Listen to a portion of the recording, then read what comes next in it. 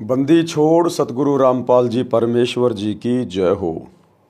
परमपिता परमात्मा सारी सृष्टि के रचनहार कुल मालिक असंख्य ब्रह्मांडों के स्वामी जगत गुरु तीनों लोकों में प्रवेश करके सबका भरण पोषण करने वाले राजाधिराज आत्माधार नाथों के नाथ देवों के देव महादेव सर्वेश्वर महेश्वर मृत्युंजय अजरो अमर आदि अनादि सनातनी प्रभु जगत पिता जगदीश्वर श्री श्री 1008 की उपाधि के वास्तविक अधिकारी अकाल मूर्त शब्द स्वरूपी राम वासुदेव सर्वगतम ब्रह्म परम पूज्य प्रथम पूज्य परम संत परम पुरुष परम धनी परम दयालु सत्य कबीर हक्का कबीर अल्लाहु अकबर बाखबर अल्लाह ताला जगत के तारणहार जगत के मुक्तिदाता जगत के जगन्नाथ हारे के सहारे हिंदुओं के राम मुसलमानों के अल्लाह सिखों के वाहिगुरु ईसाइयों के मसीह दया के सागर दयानिधि करुणा के सागर करुणानिधि स्वयंभू परिभू संकट मोचन कष्ट हरण मंगल करण दुख भंजन अविगत कबीर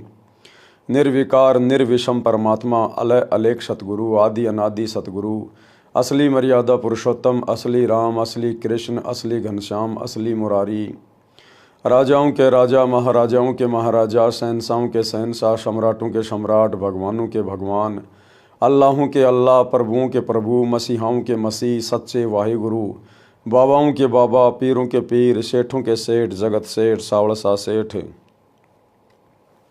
सर्वगुण संपन्न अनंत कोटि कलाओं के स्वामी अनंत कोटि ब्रह्मांडों के नायक योगियों में महायोगी ध्यानियों में महाध्यानी सिद्धों में परम सिद्ध ज्ञानियों में तत्वज्ञानी ब्रह्मज्ञानी महाज्ञानी परम ज्ञानी सर्वश्रेष्ठ ज्ञानी विज्ञानी युवा कबीर समरथ कबीर असमवात अमित ओजा सच्चे रहनुमा करीम अल्लाह सुबहान अल्लाह दुनिया के अंतिम पैगंबर 8 सितंबर 1951 से गांव धनाना जिला सोनीपत हरियाणा भारतवर्ष की पावन भूमि पे प्रकट रियल कल की भगवान श्री नारायण साकार हरि श्री बाबा साहेब नूर अनंत परमात्मा संत श्रोमणी सतगुरु रामपाल जी परमेश्वर जी के चरण कमल में साध संगति से जुड़े हुए देश विदेश से आप और हम सभी सत्सेवक भाई बहनों का अनंत कोटि दंडवत प्रणाम।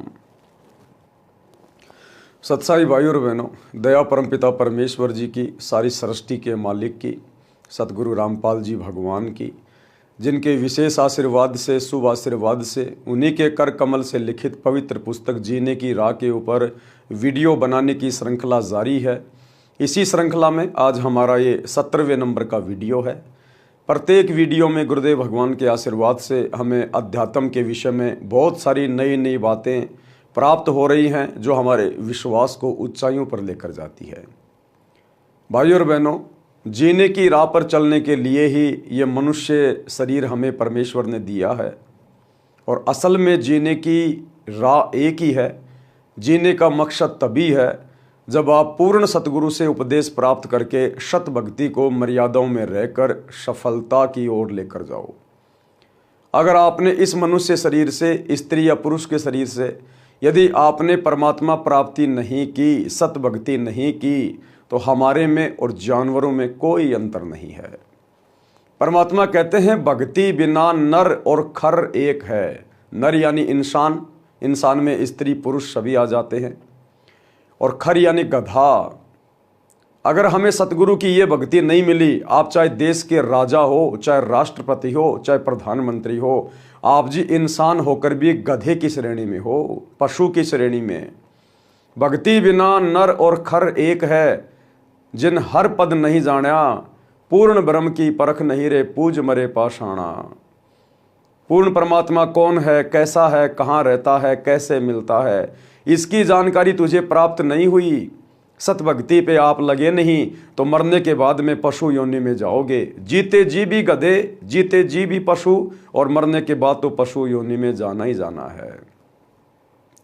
तो विचार करने की ये बात है, जिन जिन आत्माओं को जीने की राह मिल चुकी है, जीवन जीने का मकसद प्राप्त हो चुका है, उन आत्माओं को अपनी किस्मत के ऊपर बारंबार विचार करके गुरुदेव भगवान का धन्यवाद करना चाहिए कि हे गुरुदेव, आपने इस संसार की अरबों की जनसंख्या में से कैसे मुझ नीच के ऊपर दया बख्श दी। आपने मेरा ये मनुष्य जन्म भी संवार दिया, आपने मेरा ये लोक भी संवार दिया, और शरीर छूटने के बाद आपके विमान में बैठ के आपके सचखंड में जाऊंगा, सदा सदा के लिए अमर हो जाऊंगा। मेरे तो लोक और परलोक दोनों आपकी कृपा से संवर गए, सफल हो गए।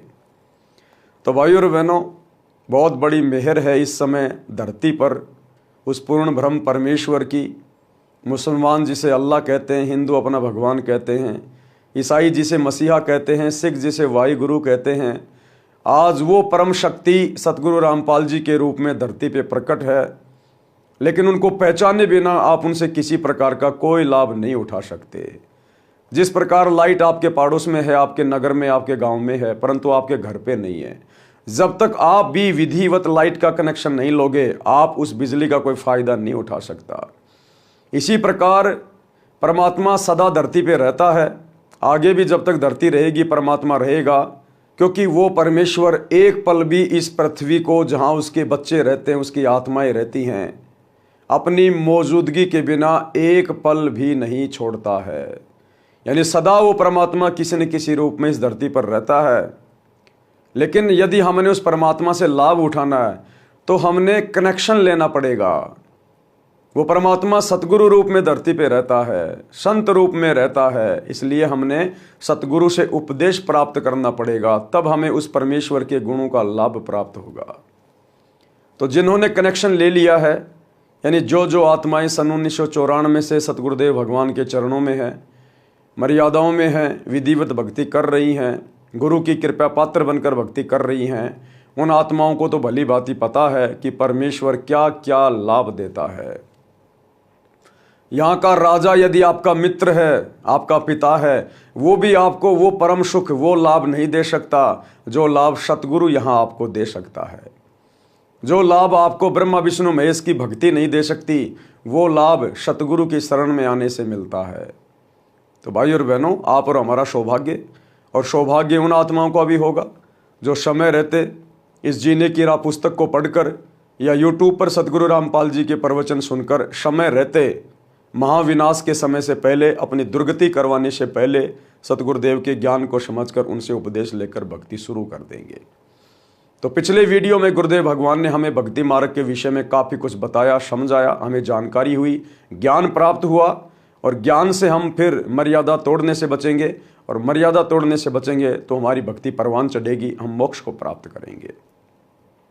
तो आज के वीडियो में गुरुदेव भगवान हमें क्या समझा रहे हैं, पवित्र पुस्तक जीने की राह पार्ट नंबर 17 पेज नंबर 127 से एक शब्द पूज्य गुरुदेव भगवान ने यहाँ पर लिखा है, और ये शब्द बहुत ही विशेष है। ये शब्द हमें ज्ञान की गहराइयों में लेकर जाएगा, और जैसे जैसे हम इस शब्द को समझते चले जाएंगे, हमारा विश्वास भी आसमान की ऊंचाइयों को छुएगा। ये शब्द आपको इसी बात पर केंद्रित करेगा कि सबसे पहले आपने ये निर्णय करना है कि आपका ईश कौन है, आपका इष्ट देव कौन है। आप पतिव्रता पद की भक्ति कर रहे हैं या नहीं कर रहे हैं? आपको वास्तव में असल में कबीर परमात्मा कौन है, इस बात का ज्ञान है भी या नहीं है, या खाली देखा देखी में भक्ति पे लग रहे हैं? तो क्या कह रहे हैं गुरुदेव भगवान, तन मन शीस ईस अपने पे, तन मन शीस ईस अपने पे, पैलम चोट चढ़ावे, जब कोई राम भगत गति पावे हो जी, जब कोई राम भगत गत पावे हो जी। तन यानी शरीर, मन यानी जो एलिमेंट हमारे शरीर को चला रहा है, कंट्रोल कर रहा है, और शीश यानी हमारी इच्छाएं, हमारी आशा, हमारी उम्मीद, हमारा समर्पण। तन मन शीश, इस तन मन शीश में सब कुछ आ गया, हमारा अपना कुछ भी नहीं बचा। जो भी कुछ है ये तन मन और शीश ही है। हमने पूर्णतया अपने आप को अपने ईश के ऊपर, यानी ईश यानी इष्ट देव के ऊपर समर्पित कर देना है। सतगुरु से उपदेश लेने के बाद हमने सर्वप्रथम तो ये पहचान कर लेनी चाहिए कि मेरा इष्ट कौन है, मेरा ईश कौन है।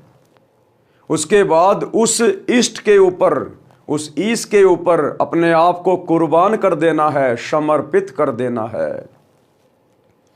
और भाई और बहनों, सबसे ज्यादा धोखा आत्माएं यहां पर इष्ट को पहचानने में करती हैं।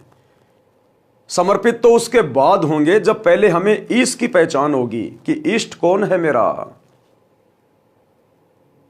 तो जगत वाले भाई बहन वो तो अपना इष्ट मानते हैं, कोई ब्रह्मा को, कोई विष्णु को, कोई शिव जी को, कोई हनुमान जी को, कोई माता जी को। लेकिन सतगुरु से उपदेश लेने के बाद फिर आपने उन सभी देवी देवताओं को त्यागना पड़ेगा, छोड़ना पड़ेगा। हमने ईश मानकर उनकी भक्ति नहीं करनी, इष्ट मानकर उनकी भक्ति नहीं करनी, क्योंकि वे असल में इष्ट नहीं हैं। इष्ट उसे कहते हैं जो पूरी सृष्टि को बनाने वाला है।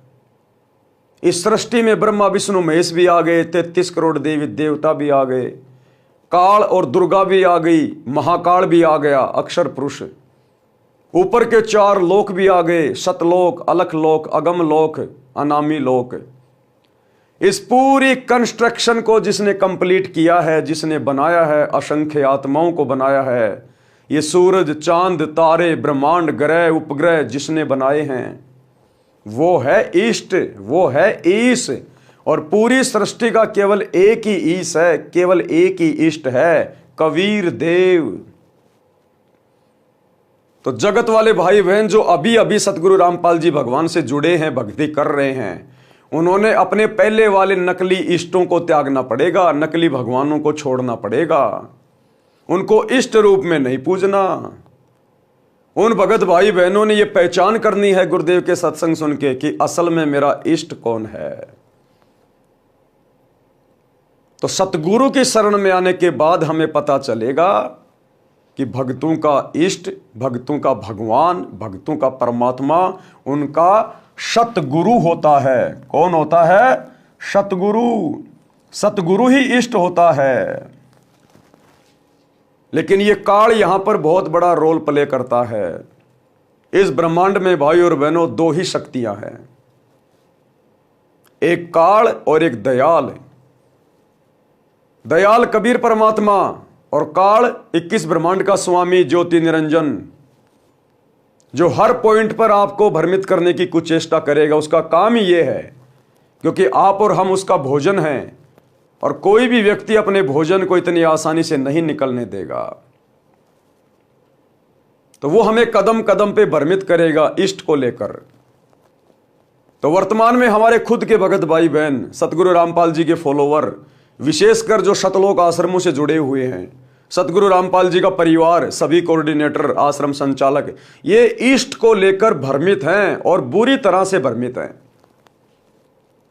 भले ही वो लोग 30 साल से भक्ति कर रहे हैं, 20 साल से भक्ति कर रहे हैं, लेकिन अभी तक गुरुदेव का कलियुगी परिवार, हमारे कोऑर्डिनेटर भाई बंधु और लाखों की संगत जो शतलोक आश्रमों में गुरुदेव के परिवार को आज गुरुदेव की गैर मौजूदगी में फॉलो करती है, किसी को नहीं पता कि असल में उनका इष्ट कौन है। जब बात आती है परमात्मा की, कबीर की, इष्ट की, तो सभी कह देते हैं कि वो दाढ़ी मूंछ वाले कबीर जी जो 650 साल पहले बनारस के काशी में आए थे, वो हमारे इष्ट हैं, हमारे कबीर, हमारे भगवान हैं। यही सबसे बड़ा धोखा संगत खा रही है। अरे वो तो 650 साल पहले आए थे, दाढ़ी मूंछ वाले रूप में तो 650 साल पहले आए थे। वर्तमान में उनका क्या रोल? अगर उस समय उनको इष्ट मान के पूजते, भक्ति करते, तो तुम्हारा कल्याण हो जाता। उस समय तो उनको तुमने इष्ट माना नहीं। उस समय तो तुमने ब्रह्मा विष्णु महेश की चोटी पकड़ के रखी कि नहीं नहीं, भगवान तो ब्रह्मा जी हैं, विष्णु हैं, हनुमान जी हैं। उस कबीर को उस समय किसी ने अपना इष्ट नहीं माना, और आज दावा ठोक रहे हैं कि वो कबीर इष्ट है। लेकिन वो कबीर दाढ़ी मूंछ वाले फोरम में, दाढ़ी मूंछ वाले रूप में आज नहीं है। केवल उसकी फोटो से हमारा उद्धार नहीं हो सकता, हमारा मोक्ष नहीं हो सकता। वो फोटो जन्म जन्मांतरों की हमारी भक्ति की भूख को, प्यास को शांत नहीं कर सकती। आज कहां है वो कबीर? आज कहां बैठा है वो कबीर? आज यदि हम उससे दीक्षा लेंगे, उसे अपना गुरु बनाएंगे, अपना इष्ट मानेंगे, उसकी मर्यादा में रह के भक्ति करेंगे तो हमारी आत्मा का कल्याण संभव है। अब ये पहचान कि वो कबीर जो 650 साल पहले आया था दाढ़ी मूंछ वाले रूप बना के, आज वो धरती पे कहां है, इस बात की जानकारी 90% सतलोक आश्रमों से जुड़े हुए भक्तों को नहीं है। इस बात की जानकारी केवल सत्सेवकों को हुई है, साध संगति से जुड़े हुए भाई बहनों को हुई है, जिन्होंने अपने गुरु को अपने इष्ट के रूप में जान लिया है, पहचान लिया है कि वो कबीर परमात्मा सतगुरु रूप में धरती पे प्रकट होता है, अपनी आत्माओं को तत्वदर्शी संत की भूमिका करके तत्व ज्ञान देता है। क्योंकि तत्वदर्शी संत की भूमिका उस कबीर परमेश्वर के अलावा कोई और नहीं कर सकता। इस पृथ्वी पर काल के लोक में आकर सत ज्ञान का प्रचार, सत्संग केवल वो कबीर भगवान ही कर सकता है, सतगुरु रूप में दूसरा कोई नहीं कर सकता। ये 9 मण उलझा हुआ आध्यात्मिक सूत, ये ज्ञान वो कबीर परमात्मा ही सतगुरु बन के सुलझा सकता है। 9 मण सूत उलझिया ऋषि रहे झकमार, सतगुरु ने ऐसा सुलझा दिया उलझे न दूजी बार। अपने द्वारा रची गई सृष्टि की जानकारी इस काललोक में आकर वो कबीर परमात्मा स्वयं ही दे सकता है, दूसरा कोई नहीं दे सकता। इसलिए सत्सेवकों ने पहचान लिया, जान लिया कि सतगुरु रामपाल जी स्वयं कबीर देव हैं, हमारे इष्ट हैं, हमारे पूज्य हैं, हमारे ईश हैं। और गुरु रूप में इष्ट की पहचान करके हमने उस दाढ़ी मूंछ वाले स्वरूप को, जिस स्वरूप में परमात्मा 650 साल पहले आए थे, हालांकि वो फोटो ओरिजिनल फोटो नहीं है, उस समय ऐसा कोई भी साधन नहीं था जिससे किसी का ओरिजिनल फोटो रखा जाए। उस समय ना कोई मोबाइल था, ना कोई कैमरा था, ना कोई वीडियो रिकॉर्डिंग थी, केवल हाथ से चित्र बनाए जाते थे। तो वर्तमान में जो फोटो दाढ़ी मूंछ वाली जिसे कबीर जी की कहा जाता है, वो असल में कबीर जी की फोटो नहीं है, वो तो एक इमेजिन है, बनावटी फोटो है, सोची हुई फोटो है। तो जब तक हमें ये पक्का दृढ़ विश्वास नहीं होगा, पता नहीं चलेगा कि वर्तमान में कबीर कहां है, तब तक हम कभी भी अपना तन मन और शीश अपने ईश के ऊपर समर्पित नहीं कर सकते। तो सौभाग्य है सत्सेवक भाई बहनों का, जिन्होंने सतगुरु आशीर्वाद से उनकी पहचान कर ली अपने इष्ट देव के रूप में, अपने परमेश्वर के रूप में, अपने कबीर देव के रूप में, और आज दृढ़ होकर अपना सर्वस्व अपने गुरुदेव के चरणों में न्योछावर करके अपना तन, अपना मन, अपना शीश और अपने ईश सतगुरु रामपाल जी के चरणों में समर्पित करके आज निश्चिंत होके भक्ति कर रहे हैं, निर्भय होके भक्ति कर रहे हैं। तो ईश के ऊपर, इष्ट के ऊपर अपना सब कुछ समर्पित करने से पहले हमें यह जानकारी होनी चाहिए कि हमारा इष्ट कौन है। एक छोटा सा सत्संग गुरुदेव के मुख कमल से गुरुदेव स्वयं कह रहे हैं कि अपने ही गुरु को इष्ट मानकर पूजेंगे तब हमारा यह जन्म मरण का रोग समाप्त होगा। अपने ही गुरु को इष्ट रूप में पूजना पड़ेगा, क्योंकि गुरु के अलावा दूसरा कोई इष्ट होता ही नहीं है। गुरु और गोविंद दो नहीं भाई, जब तक दो समझोगे दो जख में जाई। गुरु को कोई साधारण मनुष्य नहीं मानना चाहिए। इसीलिए गरीबदास जी ने बार बार चेताया है, समझाया है हम कलयुग के बिचली पीढ़ी वालों को कि गुरु मानुष कर जानते वो नर कहिए अंध, और मैं दुखी संसार में आ गए यम के फंद। तो हमने तो यम के फंद कटवाने हैं, और यम के फंद कटेंगे जब हम अपने गुरु जी को अपना ईश मान के, इष्ट मान के, अपना तन मन शीश उनके ऊपर अर्पित कर देंगे, न्योछावर कर देंगे। जैसा गुरु जी कहेंगे वैसा ही करेंगे, वही भक्ति करेंगे, उन्हीं की आज्ञा में चलेंगे, उन्हीं की मर्यादाओं में रहेंगे, उनके प्रत्येक वचन को फॉलो करेंगे। एक पति को छोड़कर आन में आस्था रखने वाली पत्नी को व्यभिचारिणी कहते हैं। तो अपने ही पति से हर इच्छा पूरी हो उसी को पति भर्ता कहते। तो हम जब पति भर्ता पद पर आ जाएंगे तो परमात्मा कहते हैं पति भर्ता जमी पर जो जो धर है पावे, समर्थ झाड़ू देत है, ना काटा लग जावे। ऐसा हंस, ऐसा भक्त जब अपने एक इष्ट पूर्ण परमात्मा पर अपने ही गुरु को इष्ट रूप में मानकर जब अपने जीवन रूपी सफर में प्रस्थान करता है, पर अपने ही गुरु को इष्ट रूप में मानकर जब अपने जीवन रूपी सफर में प्रस्थान करता है, पर अपने ही गुरु को इष्ट रूप में मानकर जब अपने जीवन रूपी सफर में प्रस्थान करता है रास्ते पर, तो परमात्मा उस जीवन रूपी सफर के पाप कर्म रूपी कांटों को बुहारना शुरू कर देता, उसके दुखों को खत्म करना शुरू कर देता है, झाड़ू देता चलता है कि मेरी प्यारी आत्मा के कांटा ना लग जाए। तो कहते तन मन शीस ईस अपने पे पहलम चोट चढ़ावे, जब कोई राम भगत गति पावे हो जी। राम भगत, अब राम भगत का मतलब दशरथ पुत्र श्री रामचंद्र नहीं है। राम उस परमेश्वर की उपमात्मक पदवी का नाम है। जैसे अल्लाह, गॉड, परमेश्वर, परमात्मा, जगदीश, सत्य पुरुष, ये उस कबीर परमात्मा सतगुरु रामपाल जी की उपमात्मक पदवियों के नाम हैं। गरीब सब पदवी के मूल हैं, यानी जितने भी नाम हैं श्री राम, ये असल में उस कबीर परमात्मा की उपमात्मक पदवी का नाम है। कृष्ण, कृष्ण का मतलब होता है सर्वाधिक आनंददायक, तो ये कृष्ण नाम भी उस कबीर परमेश्वर की उपमात्मक पदवी का नाम है। ब्रह्म, ब्रह्म यानी भगवान परमेश्वर, ये भी कबीर परमेश्वर की उपमात्मक पदवी का नाम है। विष्णु, ये भी कबीर परमेश्वर की उपमात्मक पदवी का नाम है। अग्ने तनुर असी विष्णवे तवा सोमस्य तनुर असी, कबीर अंगारी असी बंबारी असी सवर ज्योति रित धाम आशी। जो तीनों लोकों में प्रवेश करके सबका भरण पोषण करता, उसको विष्णु कहते हैं। और ये महादेव, ये भी उस कबीर परमेश्वर की उपमात्मक पदवी का नाम है कि वो सबसे बड़ा देव है, महादेव, देवों का देव।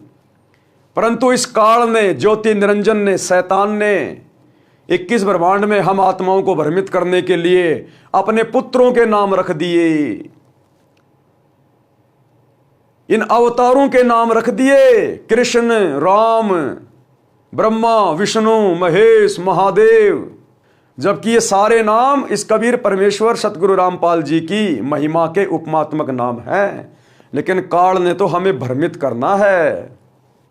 इसलिए त्रेता में जो दशरथ पुत्र श्री रामचंद्र जी आए थे, उनका पूरा नाम था रामचंद्र, रामचंद्र, और वो उनके शरीर की पहचान थी, केवल उनके शरीर की पहचान। वो असल में राम नहीं थे।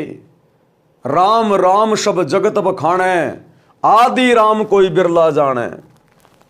रामचंद्र जी का जन्म तो त्रेता में हुआ था। रामचंद्र जी का दादा भी नहीं जानता था कि मेरे पोते का नाम रामचंद्र होगा। सतयुग में इंसान थे, वो तो नहीं जानते थे राम कौन है, श्री कृष्ण कौन है। उस समय तो आपके राम और श्री कृष्ण का जन्म भी नहीं हुआ था। तो ये कबीर परमात्मा असल में राम है, जो पूरी सृष्टि में रम रहा है, उसको कहते हैं राम। तो ये गुरुदेव भगवान की उपमात्मक पदवी का नाम है राम। कि जब कोई राम भगत, यानी उस कबीर परमात्मा का भगत, जब वो सतगुरु रूप में आते हैं, उस समय जो उनकी भक्ति करेगा उनका भगत कहलाएगा। जब कोई राम भगत गति पावे हो जी, यानी सर्वप्रथम तो अपने इष्ट की पहचान हो, पहचान होने के बाद संसार से उल्टा हटके, जीवित ही मर के अपना तन मन शीस सब कुछ अपने गुरुदेव के ऊपर न्यौछावर कर दे, समर्पित कर दे, और जैसा गुरुदेव कहें केवल उसी आधार से भक्ति करे, तब कहीं जाकर हम मुक्ति के अधिकारी बनेंगे। आगे क्या कह रहे हैं गुरुदेव? सतगुरु तिलक अजपा माला, युगत जटा रखवावे। सतगुरु तिलक अजपा माला, युगत जटा रखवावे।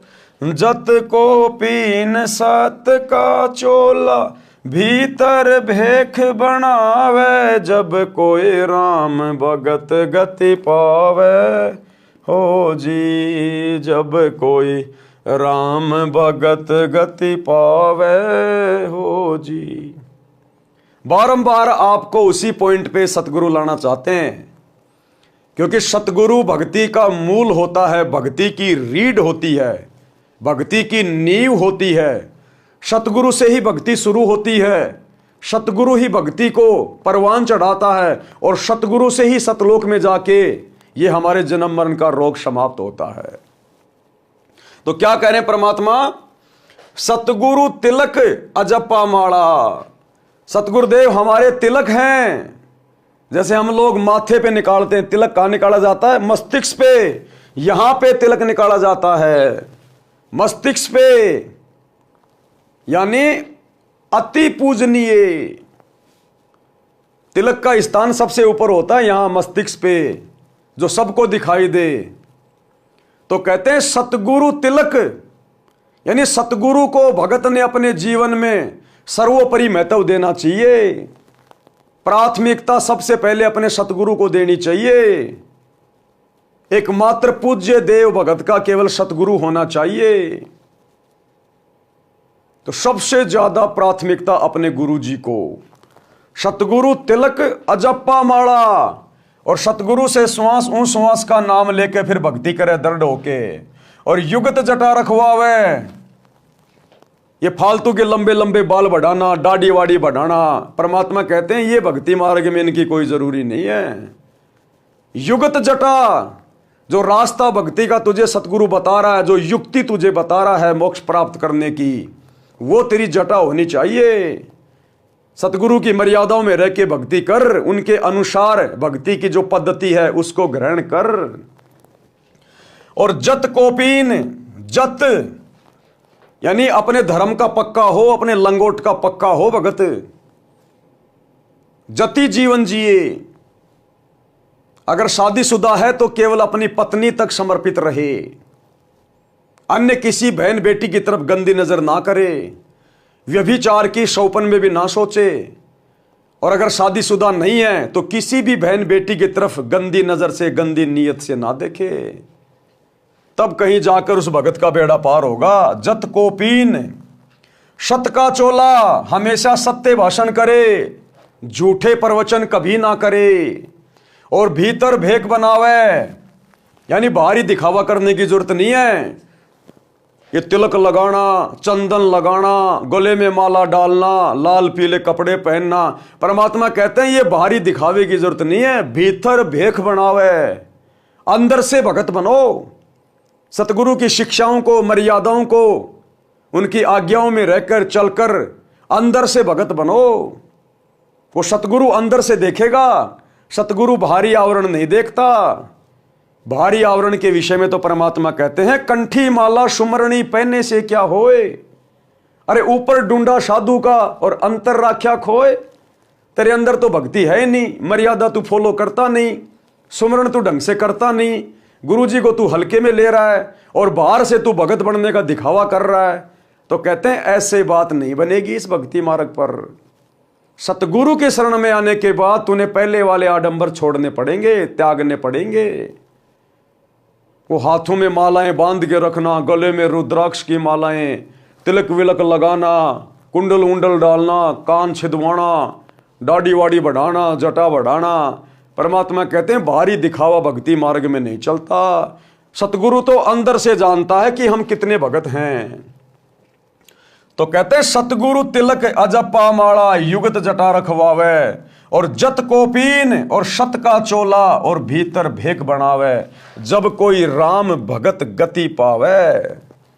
यानी हमने इस कदर भक्ति करनी पड़ेगी, इतना समर्पित होना पड़ेगा। आगे क्या कह रहे हैं गुरुदेव?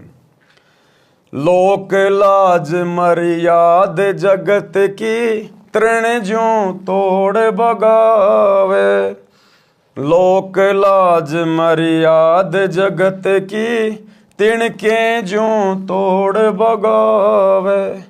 कामिनी कनक जहर कर जान, शहर अगमपुर जावे, जब कोई राम भगत गत पावे हो जी, जब कोई राम भगत गत पावे हो जी। लोक लाज मर्याद जगत की, तृण ज्यों तोड़ भगावे। तृण यानी तिनका, घास का तिनका। लोक लाज, इस सतभक्ति में आने के बाद हमने लोक लाज को पूरी तरह से त्यागना पड़ेगा। जब हम सतगुरु की शरण में आने के बाद इस काललोक की झूठी परंपराओं से पीछे हटना शुरू होंगे। ये होली, दिवाली, मकर संक्रांति, इन सभी फालतू के त्योहारों को मनाना छोड़ेंगे, सहयोग करना छोड़ेंगे। ये शादी, विवाह, भात, छूछक, लेन देन, पीलिया सीढ़िया, इन फालतू की परंपराओं से पीछे हटेंगे। शादी विवाह में ढोलक, बैंड बाजा, डीजे, हाथी घोड़े, पंडित बाराती, फेरे वेरे, दुनिया भर का दिखावा, लेन देन, जब हम इन रीति रिवाजों से पीछे हटेंगे और जितने भी ये डमी गॉड हैं इन सब की भक्ति को छोड़ेंगे, उस समय हमारे रिश्तेदार, हमारे यार दोस्त, हमारे आसपास रहने वाले लोग, समाज के लोग, घर परिवार के लोग जो भक्ति नहीं कर रहे हैं, तो ये नकली भक्ति कर रहे हैं, आन उपासना कर रहे हैं, वो फिर हमारे विरोध में आएंगे, क्योंकि उनकी परंपरा हमारी परंपराओं में रात दिन का अंतर हो जाएगा, उनके विचारों में हमारे विचारों में रात दिन का अंतर हो जाएगा। तो घर घर में झगड़ा बनेगा, विरोध होगा, संघर्ष करना पड़ेगा। तो परमात्मा कहते हैं उस समय आपने उस समाज की झूठी लोक लाज को, मर्यादाओं को, परंपराओं को, रीति रिवाजों को आपने घास के सूखे तिनके की तरह तोड़ के फेंकना पड़ेगा कि भैया मुझे तो मोक्ष चाहिए, सतलोक चाहिए। बाढ़ में गया तेरा समाज, बाढ़ में गया तेरा परिवार। अपनी तरफ से मैं किसी को दुखी करता नहीं, तंग करता नहीं, तुम चाहे जो मर्जी करो, लेकिन मैं अब वही करूंगा जो मेरे सतगुरु ने मुझे समझा दिया, शास्त्रों से दिखा दिया, जो मेरी आत्मा ने स्वीकार कर लिया। तो कहते हैं उन समाज की झूठी लोकलाज, परंपराओं को, मर्यादाओं को सूखे घास के तिनके की तरह तोड़ के फेंक दे कि जाओ, अब कोई लेना देना नहीं है, ये दास तो अब नहीं मानने वाला। कहते हैं सतगुरु भी साथ में रहता भगत के, दूर नहीं होता। सतगुरु के अंग संग रहे बिना, सतगुरु के विशेष आशीर्वाद के बिना, उनकी छत्र छाया के बिना इस काललोक में आप काललोक की एक भी मर्यादा से पीछे नहीं हट सकते। तो ये ना सोचना कि मेरे को ज्ञान हो गया, मैं तो दृढ़ हो गया, इसलिए मैं संघर्ष कर रहा हूं। सतगुरु तेरी पीठ पीछे खड़ा है। यहां पर बहुत बड़े बड़े ज्ञानी होके जा लिया जो गधे बन के घूम रहे हैं। ये अकेले ज्ञानवान से कुछ नहीं होता। जब तक सतगुरु पीठ पीछे ना खड़ा रहे तब तक आप इस काललोक की एक भी मर्यादा से पीछे नहीं हट सकते। तो यदि आप संघर्ष कर रहे हैं, आपके अंदर वो हिम्मत पैदा हो रही है, तो कभी इस बात के ऊपर घमंड मत कर लेना, अहंकार ना ले आना कि मुझे ज्ञान हो गया है, मेरे अंदर भक्ति की शक्ति आ गई, मैं संघर्ष कर रहा हूं। कुछ नहीं कर रहा। अगर सतगुरु ढीला छोड़ दे, क्योंकि वो पतंग की डोर, भगत की डोर सतगुरु ने अपने हाथ में पकड़ रखी है, केवल वो पतंग उड़ती दिखाई देती है, लोगों को डोर दिखाई नहीं देती। डोर तो उस समय दिखाई देगी जब वो पतंग के हम नजदीक आएंगे, पतंग उड़ाने वाले के नजदीक आएंगे, अन्यथा दूर बैठे आदमी को वो डोर दिखाई नहीं देती, खाली पतंग दिखाई देता है। तो कोई ये ना सोचे वो पतंग अपने बलबूते पे उड़ रही है, नहीं, उस पतंग को डोर से पतंग उड़ाने वाले ने, सतगुरु ने बांध रखा है। तो भाई और बहनों, मन में कभी अहंकार ना आ जाए। तो सतगुरु के विशेष आशीर्वाद के बिना, दया दृष्टि के बिना हम इस काललोक की एक भी मर्यादा में हेराफेरी नहीं कर सकते, हम संघर्ष नहीं कर सकते, त्याग नहीं सकते। तो सतगुरु भी पल पल हमारे साथ में रहता है, इस बात को हमने भूलना नहीं चाहिए। लेकिन सतगुरु रहेगा उसी आत्मा के साथ, उसी भगत के साथ, उसी बहन बेटी के साथ जो सतगुरु की मर्यादा में रह के भक्ति करेगी, जो सतगुरु को अपना इष्ट मान के भक्ति करेंगे। अन्यथा समाज की मर्यादाओं से आप हट नहीं सकते। और यही कारण है आज 2025 तक गुरुदेव की गैर हाजिरी में सतलोक आश्रमों से जुड़े हुए भाई बहन इन मर्यादाओं को छोड़ नहीं पा रहे। इन परंपराओं को, लोकलाज को तोड़ नहीं पा रहे। राजनेताओं के दबाव में आकर राजनेताओं की रैलियों में चले जाते हैं। इनको डर है कि यदि हमने सरकारों को सपोर्ट नहीं किया तो हमारे आश्रम बंद करवा दिए जाएंगे, धार्मिक धंधा बंद हो जाएगा। समाज के साथ आज भी यारी निभा रहे हैं, धर्मशालाएं बनवा रहे हैं, करोड़ों रुपया समाज का, भगत समाज का बर्बाद किया जा रहा है। आज भी अपने आश्रम चलाने के लिए गुरुदेव का परिवार धनाना गांव वालों के लिए स्टेडियम बना रहा है, हर प्रकार से गुलामियां कर रहा है, चापलूसी कर रहा है। क्यों? क्योंकि उनको अभी तक इष्ट की पहचान नहीं है। अभी तक उन्होंने अपने गुरु को मानुष ही मान रखा है, इसलिए सतगुरु उनके साथ में नहीं है, केवल उनके संस्कार उनके साथ में है। और अकेले संस्कार के बलबूते पे आप इस काल लोक की शक्तियों के साथ में संघर्ष नहीं कर सकते। तो सतगुरु पल पल, कदम कदम साए की तरह अपने सत्सेवक बच्चों के साथ है, जिन सत्सेवक बच्चों ने आज पूरी दुनिया से पंगा ले रखा है। सत्सेवक एक तरफ, समाज की मर्यादा एक तरफ, और आज अपने गुरु को इष्ट मान के घर घर में उनका आसन लगा के, बेड लगा के, ज्ञान को आधार बना के, घर को आश्रम बना के, और गीता अध्याय 3 श्लोक 13 के अनुसार अपने गुरु को परमात्मा मान के, इष्ट मान के घर घर में भोग लगाया जा रहा है। और सतगुरु की छप्पर फाड़ दया हो रही है, छप्पर फाड़। जो असीम शांति, जो सुख आज सत्सेवक भाई बहनों को है, धरती पर किसी को नहीं है, यहां के राजा को भी नहीं है। और राजा भी पल पल टेंशन में जीता है, पल पल टेंशन में। तो ये कुछ नियम है, ये फॉर्मूले, इनको भगत ने जब तक अपने जीवन पे लागू नहीं किया तब तक वो सतगुरु से कोई विशेष आशीर्वाद प्राप्त नहीं कर पाएगा। तो कहते हैं लोक लाज मर्याद जगत की, तिनके ज्यों तोड़ बगावे, और कामिनी कनक जहर कर जाने। कामिनी यानी स्त्री, औरत, और ये कनक यानी सोना। कहते हैं जो स्त्री को और सोने को जहर के समान मानेगा, शहर अगमपुर जावे, वही आत्मा सतलोक में प्रवेश कर सकती है। तो बताओ ये रजा किसके ऊपर? आज घर घर में, पति पत्नी में, भाई बहन के रिश्ते कहां बन रहे हैं? आज संगत में यदि किसी ने पूरी तरह से सोने चांदी के गहने पहनना छोड़ा है तो किसने छोड़ा है? बताने की जरूरत नहीं है, सबको पता है। साथ संगति से जुड़ी हुई आत्माओं ने 25-25 साल की उम्र में सत्सेवकों के घरों में भाई बहन के रिश्ते बन चुके हैं, जो पहले पति और पत्नी के रिश्ते में थे,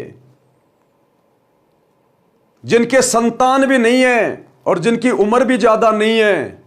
आज वो भगत भाई बहन भी इस ज्ञान को आधार बनाकर अपनी आत्मा के कल्याण के लिए भाई बहन के रिश्तों में आ चुके हैं कि असंख्य जन्म हो गए बच्चे पैदा करते करते। हम तो काल की खुराक पैदा कर रहे हैं, काल की खुराक। सतगुरु नहीं कहेगा खुल के, क्योंकि सतगुरु ने तो इसको श्राप दे रखा है रोजाना 1 लाख मानव शरीरधारी प्राणी खाने का। तो सतगुरु कैसे ये पैदावार को बंद करवाएगा? सतगुरु कैसे अपने बेटे के विरुद्ध जाएगा? सतगुरु कैसे काल के विरुद्ध जाएगा? इसलिए सतगुरु नहीं कहेगा, सतगुरु वचन में है। लेकिन सतगुरु ने यहां संकेत कर दिया कि अगर तुम्हें सतलोक जाना है तो तुमने इस बच्चे पैदा करने वाली फैक्ट्री से बचना होगा। कामिनी यानी स्त्री, और ये कणक यानी सोना। जहर कर जाने, शहर अगमपुर जावे, जब कोई राम भगत गति पावे। आगे क्या कह रहे हैं गुरुदेव? जो पतिव्रता पति से राती, आन पुरुष ना भावे।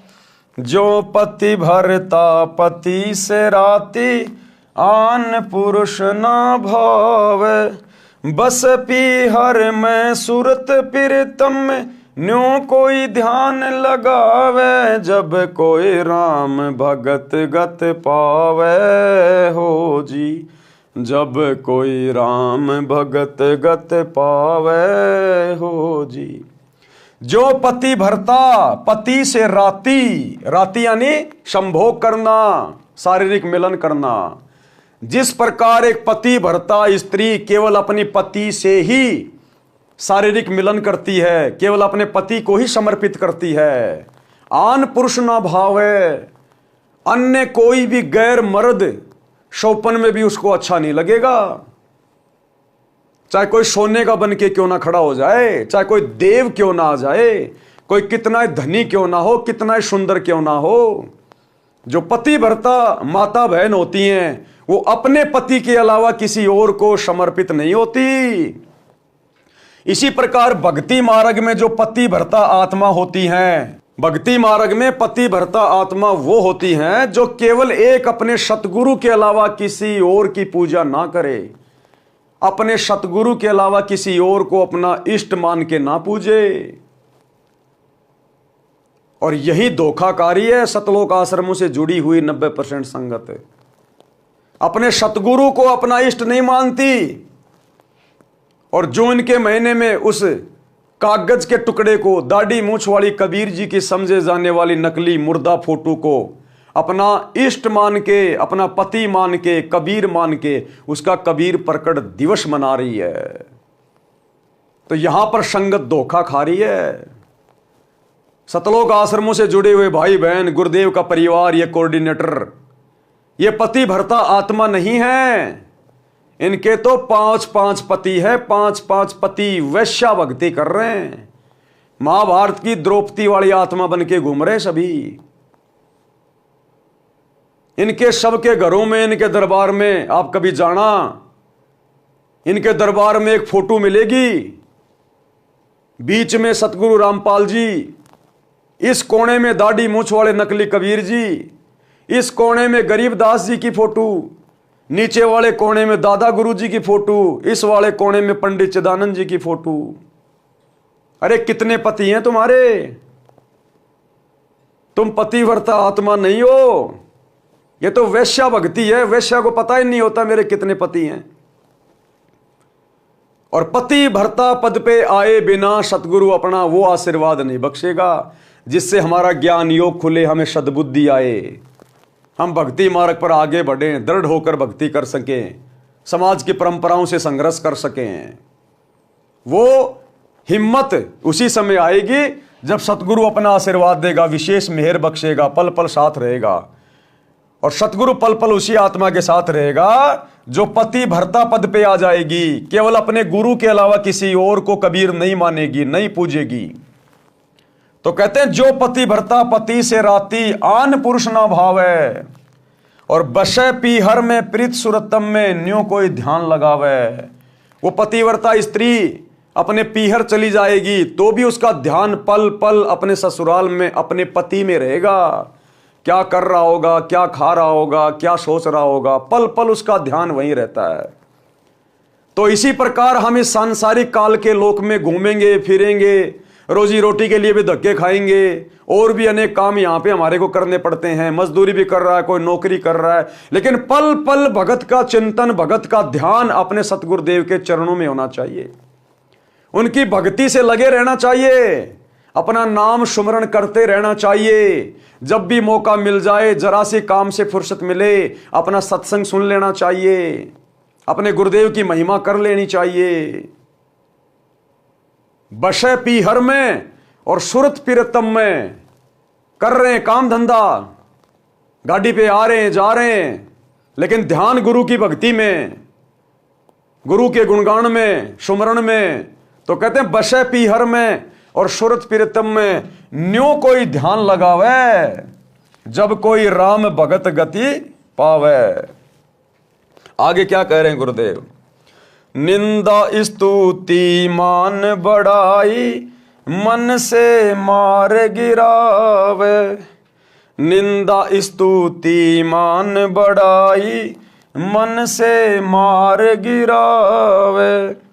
अष्ट सिद्धि की अटक न माने, आगे कदम बढ़ावे। जब कोई राम भगत गति पावे हो जी, जब कोई राम भगत गति पावे हो जी।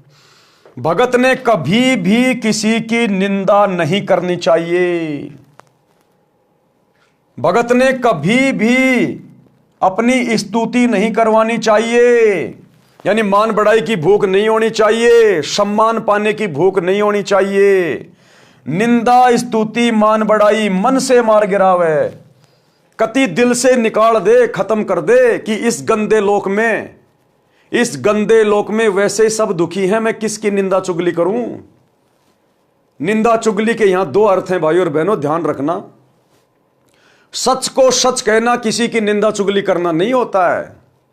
परमात्मा कहते हैं साचा शब्द कबीर का प्रकट किया जगमाही, और जैसे को तैसा कहे सो तो निंदा नाही।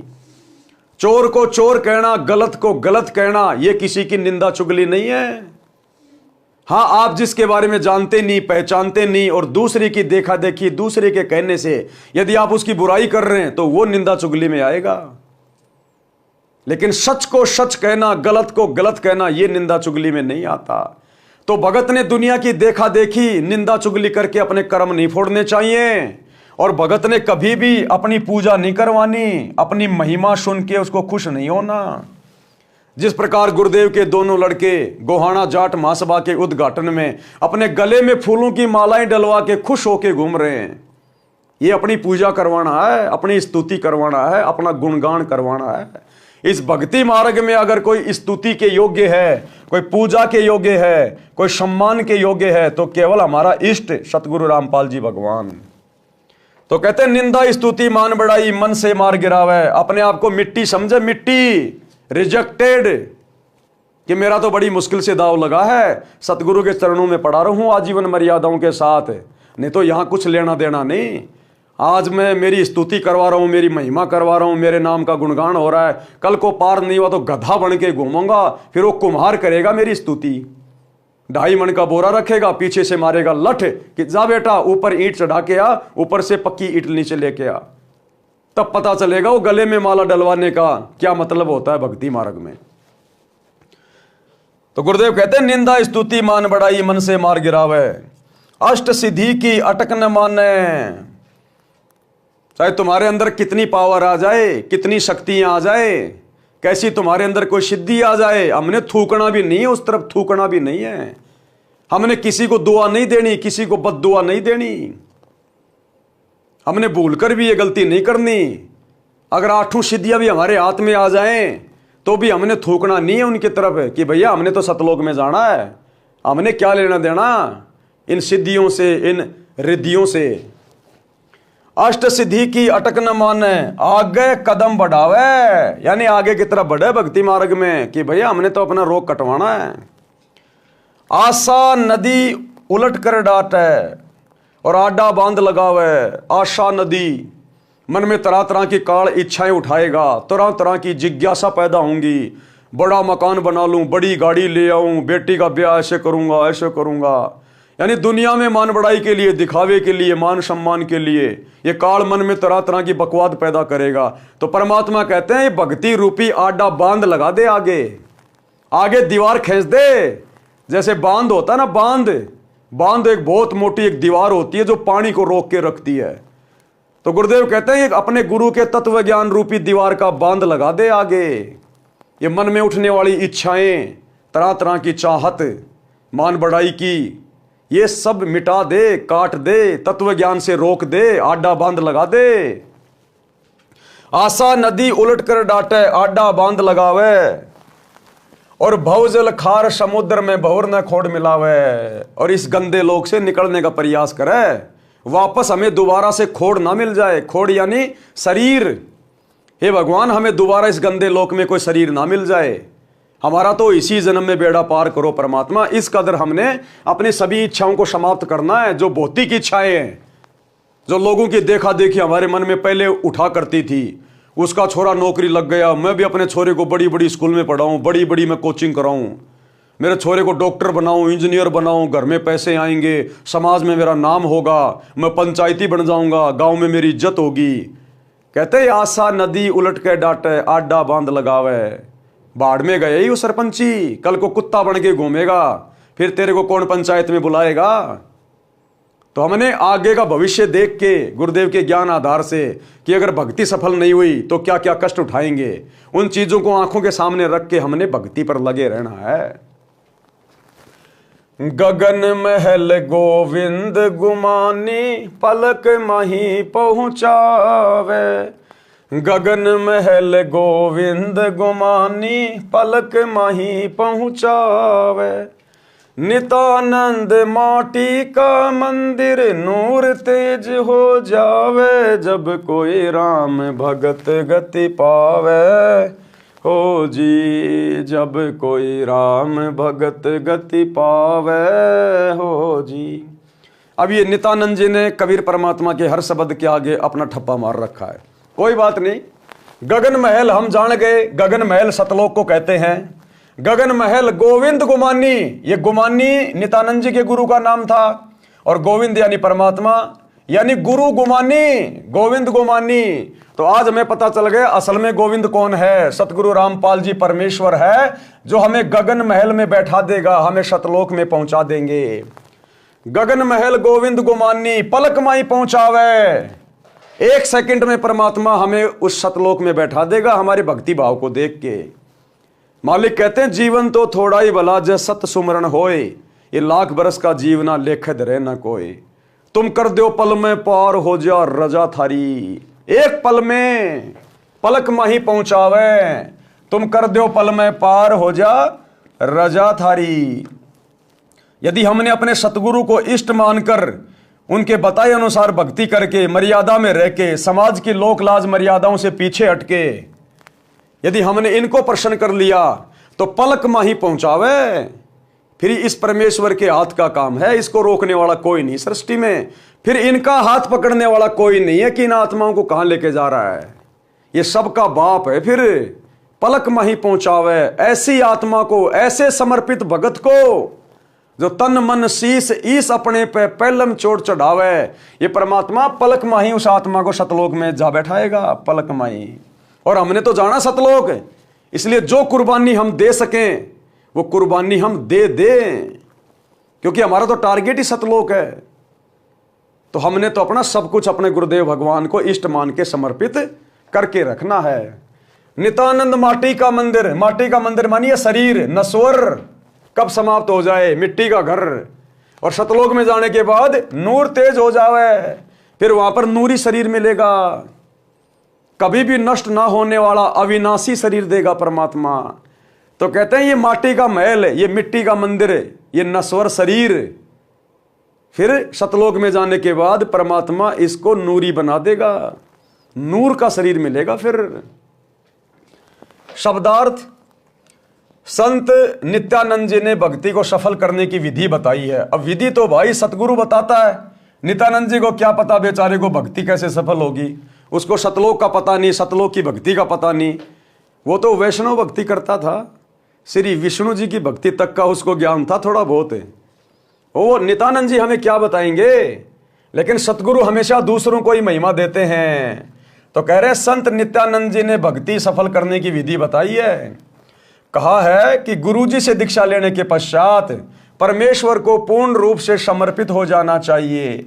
गुरु जी से दीक्षा लेने के बाद परमेश्वर के प्रति समर्पित हो जाना चाहिए, क्योंकि गुरु से दीक्षा लेने के बाद हमें ज्ञान होगा और हमें फिर यह पता चलेगा कि वो गुरु ही परमेश्वर है।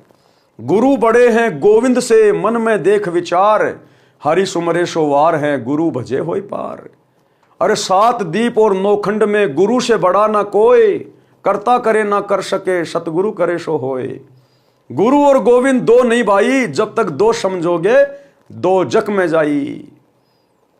तो नित्यानंद जी इसीलिए तो पार नहीं हो पाए, क्योंकि नाम ले लिया उन्होंने अपने गुरु से, गुमानी दास से, और समर्पित हो गए विष्णु भगवान को आधार बना के। अरे भैया अपने गुरु पे समर्पित होना होता है, अपने गुरु पे, क्योंकि गुरु ही गोविंद होता है। गुरु जी से दीक्षा लेने के पश्चात परमेश्वर को पूर्ण रूप से समर्पित हो जाना चाहिए और तन मन धन अपने परमेश्वर को पहलम चोट चढ़ावे। तन मन धन किसको चढ़ाना है? अपने परमेश्वर को, यानी अपने इष्ट को। तन मन शीस ईस अपने पे, ईस मानी परमात्मा। और थोड़ी देर पहले आपने गुरुदेव के मुख कमल से क्या सुना कि अपने ही गुरु को ईश मानकर, ईश माने परमात्मा परमेश्वर, अपने ही गुरु को इष्ट मानकर पूजना होता है। तो हमने तन मन धन फिर अपने परमेश्वर यानी अपने गुरुदेव भगवान को पहलम चोर चढ़ावे, यानी प्रारंभ से ही कुर्बानी का भाव बन जाए, तब भक्ति की गति यानी मुक्ति होती है। वाणी नंबर 2, कुछ साधक बाहरी वेश बनाते हैं, वे मस्तिष्क पर तिलक लगाते हैं, माला से मंत्र जाप करते हैं, सिर पर बड़े बड़े बाल बढ़ाकर रखते हैं, कच्छे के स्थान पर केवल कोपीन 4 इंच चौड़ा कपड़ा बांधते हैं तथा शरीर पर लंबा कुर्ता जो घुटनों से भी नीचे तक लंबा होता है वो पहनते हैं। गुरुदेव कह रहे हैं इस बाहरी दिखावे के स्थान पर अपने सतगुरु को सम्मान दो। इस बाहरी दिखावे के स्थान पर जैसे सतगुरु रामपाल जी की शरण में आने के बाद भी हमारे सिख भाई जो सर पर पगड़ी बांधते हैं, दाढ़ी रखते हैं, परमात्मा कह रहे हैं अब इस बाहरी दिखावे की जरूरत नहीं है, ये पगड़ी वगड़ी की जरूरत नहीं है। अब तुम वो सिख नहीं हो जो तुम्हारे पहले वाले गुरु तुम्हारे को बना के चले गए मुगलों से लड़ाई लड़ने के लिए। अब तुम सच्चे सतगुरु के शिष्य हो, शिष्य। और सच्चे सतगुरु रामपाल जी की शरण में आने के बाद अब वो पगड़ी वगड़ी की जरूरत नहीं है, सरदार जी बन के घूमने की जरूरत नहीं है। असल सरदार इस भक्ति का, इस संसार का एक ही है, सतगुरु रामपाल जी। तो भाई वो सरदारगिरी छोड़नी पड़ेगी। यदि आपने सतगुरु से नाम ले लिया है तो, नाम नहीं लिया है तो आप जी सरदार बने रहो, नो प्रॉब्लम। लेकिन सतगुरु की शरण में आने के बाद अपने आप को सरदार कहलाओगे, अगले जन्म में कुत्ते की योनि में जाओगे, कुत्ते की योनि में। क्योंकि सरदार तो एक ही है संसार का, सतगुरु रामपाल जी भगवान। सरदार यानी कैप्टन, भक्ति का अगुवा, सेनापति, उसको कहते हैं सरदार। और सतगुरु के शरण में आने के बाद अभी भी तुम सरदार बन के घूम रहे हो। वो 2.5 किलो का बोझ अपने सिर पे लेके घूम रहे हो, आधी किलो की दाढ़ी मूछ लेके घूम रहे हो। शर्म आनी चाहिए। अगर सतगुरु रामपाल जी से उपदेश ले लिया तो तुरंत कटवा उठवा के एक सामान्य व्यक्ति की तरह भक्ति करो। ये बाहरी दिखावा नहीं चलेगा भक्ति में। इस बाहरी दिखावे के स्थान पर अपने सतगुरु को सम्मान दो, उनको मस्तिष्क पर बैठाओ। अब अपने सतगुरु को बैठाओ अपने मस्तिष्क पे। वो 2.5 किलो का वो कपड़ा मत चढ़ाओ अपने सिर पे। अब सिर पे पगड़ी पहनने की जरूरत नहीं है। देखो भाई और बहनों, यहां पर थोड़ी शंका ना हो जाए, क्योंकि जो पगड़ी है वो राजस्थान में भी हमारे जो बूढ़े भगत हैं वो पहनते हैं। लेकिन सिख समाज में जो पगड़ी है वो एक धर्म विशेष की प्रतीक है, इसलिए सतगुरु की भक्ति में नहीं चलेगी वो पगड़ी। और अन्य जो यूपी में, हरियाणा में, राजस्थान में जो बुजुर्ग भगत हैं, सर पे जो वो पगड़ी पहनते हैं, उस पगड़ी को पहनने में कोई दिक्कत नहीं है। केवल सिख समाज के भाई बहन, क्योंकि सिख समाज में पगड़ी और दाढ़ी रखना एक धर्म विशेष की पहचान है, जो सतगुरु के शरण में आने के बाद नहीं चलेगी। बाकी हरियाणा, राजस्थान, यूपी में भाई बहन जो पगड़ी पहनते हैं वो धर्म विशेष का प्रतीक नहीं है। महाराष्ट्र में जो बुजुर्ग भाई बहन है जो सिर पे एक सफेद सफेद टोपी पहनते हैं वो धर्म विशेष की पहचान नहीं है, वो पहन सकते हैं। लेकिन सिख समाज का कोई भी व्यक्ति यदि सतगुरु रामपाल जी का भगत है और अब भी यदि वो अपने धर्म विशेष की वो पहचान अपने सिर पर धारण किए घूम रहा है तो इस भक्ति में नहीं चलेगा। सिख समाज के लोगों ने पगड़ी उतारनी पड़ेगी, सामान्य कटिंग करवानी पड़ेगी, दाढ़ी वाड़ी कटवानी पड़ेगी। इस बाहरी दिखावे के स्थान पर अपने सतगुरु को सम्मान दो, उनको मस्तिष्क पर बैठाओ। मस्तिष्क पर बैठाने का मतलब है गुरुदेव को सबसे ऊपर रखो, यानी गुरु का भगत बनकर प्रत्येक मर्यादा व आज्ञा का पालन करके जनता में उदाहरण बने कि भगत हो तो ऐसा जिससे गुरु जी की शिक्षा दीक्षा का परिणाम दूर से दिखाई दे। कहते भगत बनो तो ऐसा बनो जिससे आम समाज पे प्रभाव पड़े, असर पड़े और दूर से दिखाई दे कि वो आ रहा सतगुरु रामपाल जी का भगत है। और वर्तमान में तुम्हारे को देख के लोग गालियां देते हैं गुरुदेव को, तुम्हारे कुकर्मों को देखकर, तुम्हारे गंदे आचरण को देखकर, तुम्हारी राजनीति वाली गंदी इस प्रक्रिया को देखकर, तुम्हारे स्वार्थों को देखकर।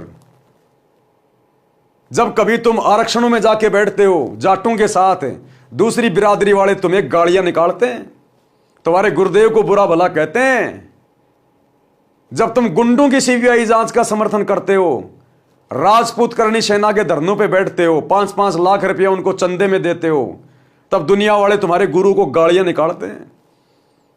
जब तुम कांग्रेस का समर्थन करते हो तो बीजेपी वाला आधा देश तुम्हारे गुरुदेव को गालियां देता है, और जब तुम बीजेपी का समर्थन करते हो तो कांग्रेस वाले तुम्हारे गुरुदेव को गालियां देते हैं।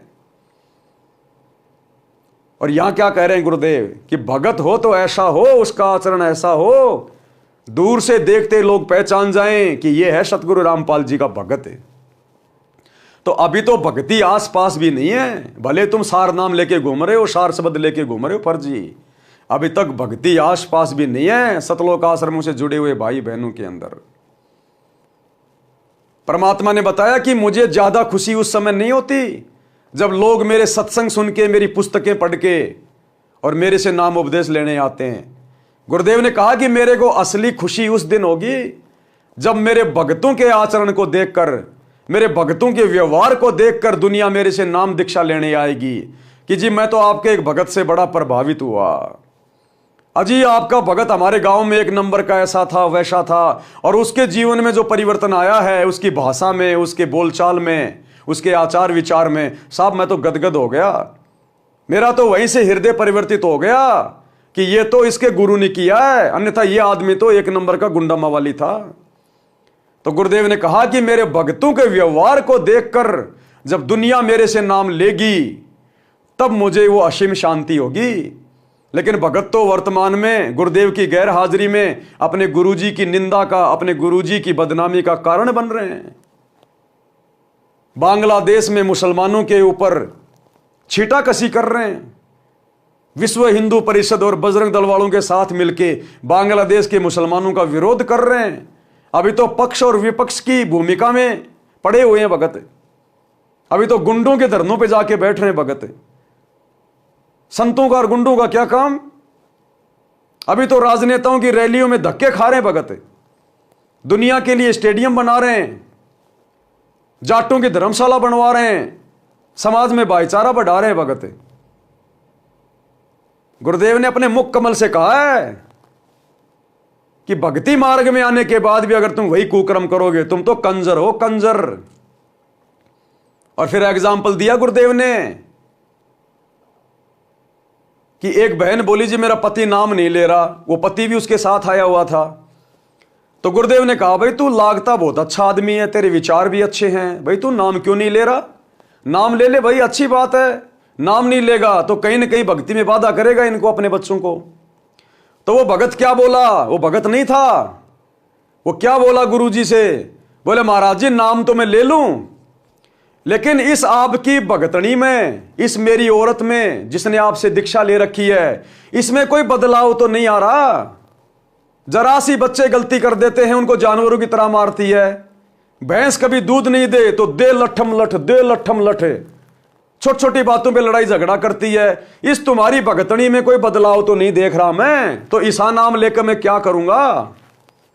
तो गुरुदेव भगवान ने कहा कि भैया भक्तों ने अपने आचार विचार व्यवहार में परिवर्तन लाना चाहिए। एक छोटा सा सत्संग सुनिए। हम नाम भगत गुरुदेव ने यहां पर वही बात लिखी है। क्या कह रहे हैं? यानी गुरु का भगत बनकर प्रत्येक मर्यादा व आज्ञा का पालन करके जनता में उदाहरण बने कि भगत हो तो ऐसा जिससे गुरु जी की शिक्षा दीक्षा का परिणाम दूर से दिखाई दे। जैसे माथे पर तिलक दूर से दिखाई देता है, जो भगत की पहचान है। भगत की पहचान बाहरी आडंबर की बजाय क्रिया से करवाई जाए। शुभ कर्म करे, बुराइयों से बचे, श्वास के जाप की माला श्वास ऊं श्वास से अजप्पा जाप करे। सिर पर बड़े बालों की जटा के स्थान पर सतगुरु द्वारा बताई भक्ति की युक्ति को दृढ़ता से अपनाए। सिर पर बड़े बालों की बजाय परमात्मा संकेत कर रहे हैं सिख समाज से जुड़े हुए भक्तों के लिए कि अब वो पगड़ी की जरूरत नहीं है, वो बाल वाल कटवा लो, दाढ़ी वाड़ी कटवा लो, भगत बन के भक्ति करो। ये सरदारगिरी तुमने बहुत समय कर ली, क्या मिला तुम्हारे को? तो क्या कह रहे हैं गुरुदेव? सिर पर बड़े बालों की जटा के स्थान पर सतगुरु द्वारा बताई भक्ति की युक्ति को दृढ़ता से अपनाए। गुप्तांग पर केवल कोपीन से संयम नहीं रहता, संयम रहता है जति भाव अपनाने से, वो अपनाए। युवा स्त्री को देखकर मन में दोष ना आने दें, सत्य वचन बोलें। ये भगत का असली चोला यानी भगत दिखाई देने वाला वस्त्र है, क्योंकि सतगुरु तो भगत को अंदर से देखता है, बाहर से नहीं देखता। भगत के अंदर क्या चल रहा है, क्या दोष है, क्या विकार है, क्या सोच है, ये अंतर्यामी तो अंदर से जानता है कि अंदर से अभी हम कितने भगत हैं। सत्य ज्ञान से पता चलता है कि ये सत्य भक्ति कर रहा है या अपना जीवन गलत साधना में नष्ट कर रहा है। लोक लाज मर्याद जगत की तिणके जो तोड़ बगावे। संसार के व्यक्तियों के व्यंग्यों व लाज यानी शर्म के कारण भक्ति में बाधा ना आने दे। लोग चाहे कुछ भी कहें, कैसे ताने मारें, कुछ ही बात कहें, बन गया बाबा रामपाल का भगत, तेरा रामपाल बाबा ये है वो है, जेल में पड़ा है, फलाना है, दिखना है। कुछ भी कहें, उनको कहने दो, उन्हें ज्ञान नहीं है, वो अभी नादान है। लेकिन हमें पता चल गया, हमने ज्ञान लिया है, हमने समझा सतगुरु को। तो जगत वालों के किसी भी प्रकार के तानों से, व्यंग से, लोकलाज से हमने शर्म नहीं करनी चाहिए। अपनी भक्ति नहीं त्यागनी चाहिए। मन में जरा संकोच भी नहीं आना चाहिए अपने गुरु जी के प्रति। संसार के व्यक्तियों के व्यंग्यों व लाज यानी शर्म के कारण भक्ति में बाधा ना आने दें। उस लोक लाज यानी ये शर्म की लोग क्या कहेंगे, मैं सत्संग में जाता हूं, दंडवत करता हूं, परंपरागत भक्ति त्याग दी है, इस लोक लाज को तिनके की तरह तोड़कर फेंक दे, यानी उसको बाधा ना बनने दे। कणक यानी सोना तथा कामिनी यानी सुंदर युवती को देखकर अपनी नीयत में दोष ना आने दे। उसे विष के तुल्य जाने, तब साधक अमरलोक में जा सकेगा। अपने इष्ट देव के प्रति पतिव्रता स्त्री की तरह समर्पित रहें। जो पतिव्रता पति से राती, आन पुरुष नहीं भाव है। अपने इष्ट देव के प्रति, तो अभी आपने गुरुदेव के मुख कमल से क्या सुना कि अपने ही गुरु को इष्ट मानकर भक्ति करनी है। अपने ही गुरु को इष्ट मानकर, एक बार फिर से सुन लीजिए। एक पति को छोड़कर आन में आस्था रखने वाली पत्नी को व्यभिचारिणी कहते हैं।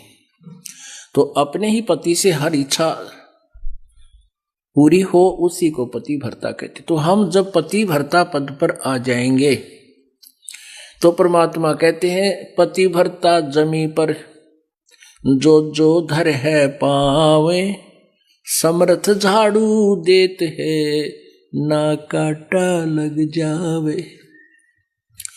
ऐसा हंस, ऐसा भक्त जब अपने एक इष्ट पूर्ण परमात्मा पर अपने ही गुरु को इष्ट रूप में मानकर जब अपने जीवन रूपी सफर में प्रस्थान करता है, पर अपने ही गुरु को इष्ट रूप में मानकर जब अपने जीवन रूपी सफर में प्रस्थान करता है, पर अपने ही गुरु को इष्ट रूप में मानकर जब अपने जीवन रूपी सफर में प्रस्थान करता है रास्ते पर, तो परमात्मा उस जीवन रूपी सफर के पाप कर्म रूपी कांटों को बुहारना शुरू कर देता, उसके दुखों को खत्म करना शुरू कर देता है। झाड़ू देता चलता है कि मेरी प्यारी आत्मा के कांटा ना लग जाए। तो क्या कहा गुरुदेव ने, अपने ही गुरु को इष्ट मान के पूजा करनी है। और यहां क्या कह रहे हैं, अपने इष्ट देव के प्रति पतिव्रता स्त्री की तरह समर्पित रहें, यानी अपने इष्ट अपने गुरु जी के अलावा किसी और को ना पूजें। अब वो दाढ़ी मूछ वाला नकली कबीर, उसको छोड़ दें। जून के महीने में उसका कबीर प्रकट दिवस मनाना छोड़ दें। अपने इष्ट देव यानी सतगुरु के प्रति पतिव्रता स्त्री की तरह समर्पित रहें। जैसे पतिव्रता स्त्री अपने पति के अतिरिक्त अन्य किसी पुरुष को पति रूप में इच्छा नहीं करती। चाहे कितना ही सुंदर व धनवान हो, अपने परमात्मा की भक्ति को कभी ना भूलें। लोग दिखावा न करके हृदय से, मन मन में श्वास श्वास से परमात्मा के नाम का सुमरण करता रहे। भगत से तात्पर्य है कि स्त्री या पुरुष कोई भी हो, जैसे पतिव्रता स्त्री अपने मायके घर चली जाती है तो वह परिवार को पता नहीं लगने देती कि वह अपने पति को याद करती है। इस प्रकार साधक अपना ध्यान प्रभु चिंतन में लगाए। कौन से प्रभु के चिंतन में? सतगुरु रामपाल जी प्रभु के चिंतन में, अपने इष्ट के चिंतन में। पूर्ण सतगुरु से सत्य भक्ति प्राप्त करने के पश्चात कोई भगत की निंदा करता है तो बुरा ना माने। निंदा स्तुति मान बढ़ाई, मन से मार गिरावे। पूर्ण सतगुरु से सत्य भक्ति प्राप्त करके कोई भगत की निंदा करता है तो बुरा ना माने, यदि कोई प्रशंसा करता है तो उससे प्रभावित ना हो। सत्य भक्ति शास्त्र अनुसार विधि विधान से करते हैं तो साधक को कुछ सिद्धियां प्राप्त हो जाती हैं जो मोक्ष में सहायक नहीं होती। इस भक्ति मार्ग में सिद्धियां हमारी दुश्मन है, दुश्मन। यदि हमने किसी को दुआ दे दी, किसी को बद्दुआ दे दी, हमारी भक्ति नष्ट होगी।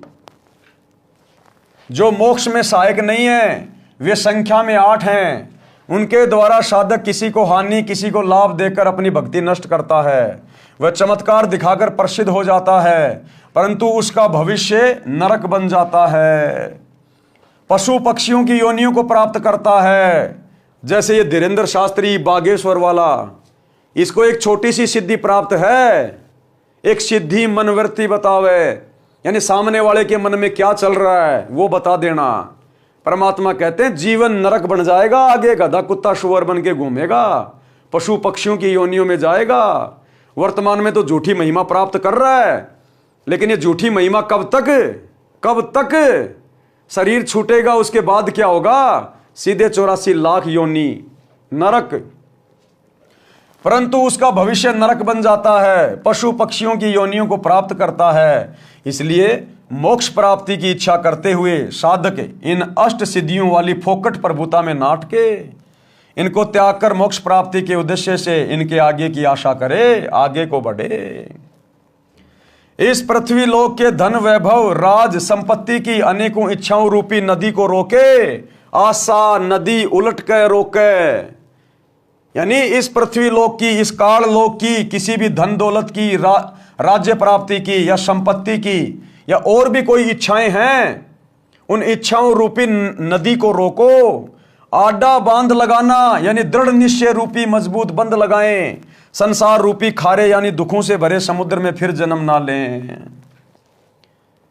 जिस इष्ट की भक्ति गुरु बताता है वह गुरु अपने अनुयायियों को उस इष्ट के धाम में जो आकाश में है पहुंचाने में पूरा सहयोग करता है। नित्यानंद जी के गुरुजी श्री गुमानी दास जी श्री विष्णु जी के भगत थे। नित्यानंद जी ने उसी की प्राप्ति की महिमा बताई है तथा कहा है कि अपनी साधना की शक्ति को सुरक्षित रखने से सूक्ष्म शरीर जो स्थूल शरीर के अंदर है वह भक्ति की शक्ति से तेजोमय हो जाता है। यदि भक्ति नहीं करता तो वह शरीर मिट्टी के तुल्य था। इस शब्द से यह प्रमाणित हुआ कि जैसे खिलाड़ी जिला स्तर पर खेलते हैं तो खेल के नियम वही होते हैं जो अंतर्राष्ट्रीय स्तर पर खेलने वाले खेल के होते हैं। नित्यानंद जी तो राज्य स्तर पर खेला करते थे, यानी विष्णु जी तक की भक्ति थी उनके पास तो केवल स्टेट लेवल की। उसको सफल किया। हम परमात्मा कबीर जी को इष्ट मानकर, किसको? अपने गुरु को इष्ट मानकर, हम परमात्मा कबीर जी को इष्ट मानकर भक्ति करते हैं। नियम वही है, हम अंतर्राष्ट्रीय स्तर के खिलाड़ी हैं, यानी हम सतलोक की भक्ति कर रहे हैं। संत नित्यानंद जी ने अपने जीवन के अंतिम दिन जटेला तालाब पर भक्ति करके व्यतीत किए। जटेला तालाब भिवानी जिले की तहसील दादरी में कई गांवों की सीमा पर बना है। गांव माजरा, बिगोवा, बास आदि आदि की सीमा पर है। संत नित्यानंद जी श्री विष्णु श्री कृष्ण जी की भक्ति करते थे। उनके गुरु श्री गुमानी दास जी दिल्ली के संत श्री चरण दास वैष्णव के शिष्य थे। पाठक जन पढ़ें सृष्टि रचना इसी पुस्तक के पेज नंबर 254 पर। आप जी को ज्ञान होगा कि संत नित्यानंद जी को किस श्रेणी का मोक्ष प्राप्त हुआ। आधा अधूरा, वापस 84 लाख योनियों में जाना पड़ेगा, नरक भी भोगना पड़ेगा श्री विष्णु तक की भक्ति करने वालों को। संत गरीबदास जी को परमात्मा कबीर जी मिले थे। उन्होंने संत गरीबदास जी को बताया कि संत भगत किसी भी स्तर की भक्ति कर रहा है वह आदरणीय है, परंतु जब तक परम सतगुरु यानी पूर्ण गुरु नहीं मिलेगा, और पूर्ण गुरु एक केवल वर्तमान में एक ही है भाई, सतगुरु रामपाल जी, जो 2 अक्षर का सच्चा नाम दीक्षा में देता है, तब तक न तो उस गुरु की मुक्ति है और न शिष्य की। गरीब साध साध सब नेक हैं, आप आपनी ठोर, और जो निज धाम पहुंचाव ही सो साधु कोई और। गरीब साध हमारे सगे हैं ना काहू को दोष, जो सारनाम बतावई सो साधु सिरपोश। जो सारनाम बताएगा वही साधु पूजा के योग्य है, सिर पर रखने योग्य है, अति सम्माननीय है, पूजनीय है। शब्दार्थ, संत गरीबदास जी ने कहा है कि जो परमात्मा का सत्य मार्ग बताते हैं वे संत अच्छी आत्माएं हैं, उनका उद्देश्य गलत नहीं है। जो जहां तक का ज्ञान रखता है वह उस स्थान पर ठीक है। यानी जैसे कोई विष्णु जी की साधना बताता है, कोई शिव जी की तथा कोई ब्रह्म की साधना वेदों अनुसार करता तथा करवाता है, वह उस स्थिति तक तो ठीक है, परंतु उस साधक से निज धाम यानी सनातन परम धाम सतलोक प्राप्त नहीं हो सकता। जो संत सतलोक प्राप्ति का मार्गदर्शन करते हैं वे संत उपरोक्त संतों से भिन्न हैं। सतगुरु रामपाल जी सभी से भिन्न हैं, क्योंकि ये परमेश्वर हैं, परमेश्वर स्वयं कबीर भगवान।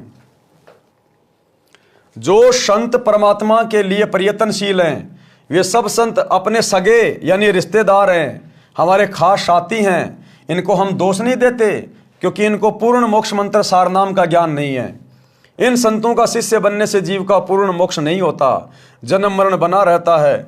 जो संत सारनाम की दीक्षा देते हैं वे हमारे सिर के ताज हैं, वे सिर माथे पर रखने योग्य हैं, अर्थात विशेष आदरणीय हैं।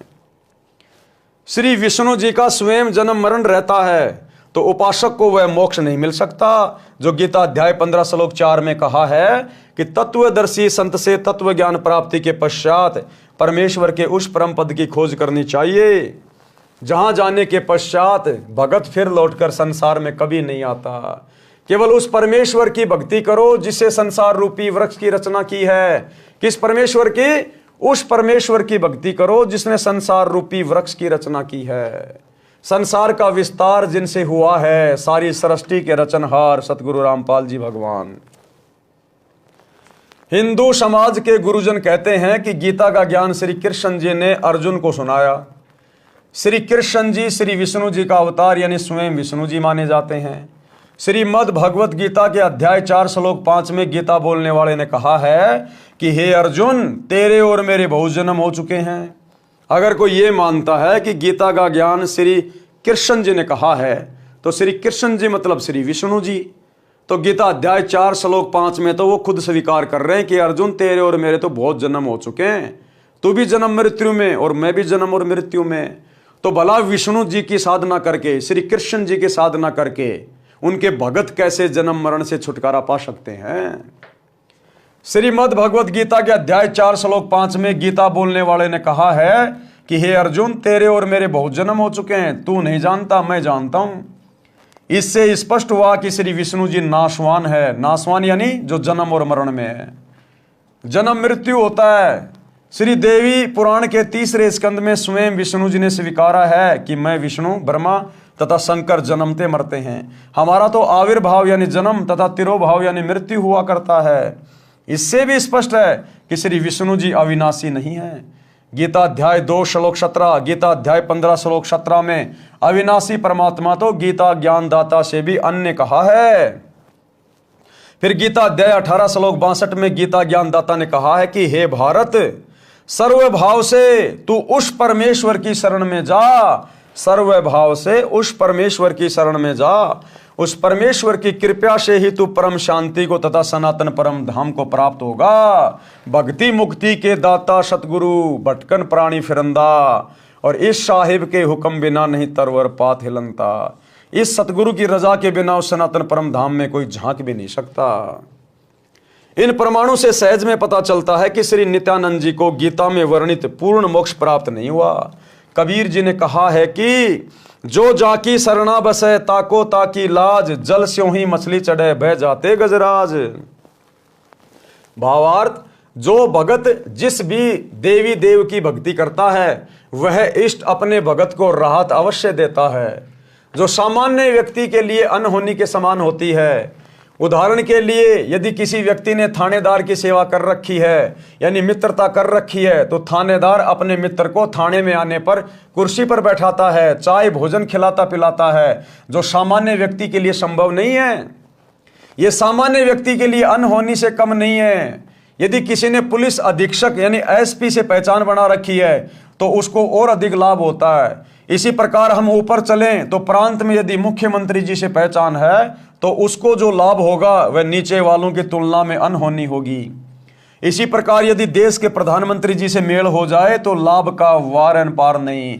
इसी प्रकार यदि सत्य पुरुष कबीर परमात्मा सतगुरु रामपाल जी की भक्ति मिल जाए तो यहाँ की नीचे की शक्तियां तो हमें वो दे ही नहीं सकती जो ये परमात्मा दे देगा।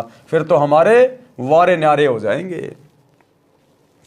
लेखक ये कहना चाहता है कि यदि कोई देवी देवताओं की भक्ति करता है तो लाभ तो उनको भी मिलता है। उन देवी देवताओं की भक्ति करने वाले को भी लाभ देने वाला यही परमात्मा है, यही सतगुरु है। परंतु जो लाभ पूर्ण परमात्मा की भक्ति से सर्व लाभ होता है, यदि प्रधानमंत्री का व्यक्ति है तो उसके साथ देश के सर्व मुख्यमंत्री तथा अन्य अधिकारी कर्मचारी हो जाते हैं, सब उसका सहयोग करते हैं। यानी जब हम सतगुरु रामपाल जी की भक्ति करेंगे तो ये नीचे के देवी देवता तो वैसे हमारे साथ हो जाएंगे, ये हमें फिर परेशान नहीं कर सकते, दुखी नहीं कर सकते, सब उसका सहयोग करते हैं, विरोध का स्थान नहीं रहता। इसी प्रकार पूर्ण परमात्मा की भक्ति करने वाले भगत के साथ विश्व के सब देवी देवता हो जाते हैं। वे उसकी हर संभव सहायता करते हैं, बाधा नहीं करते।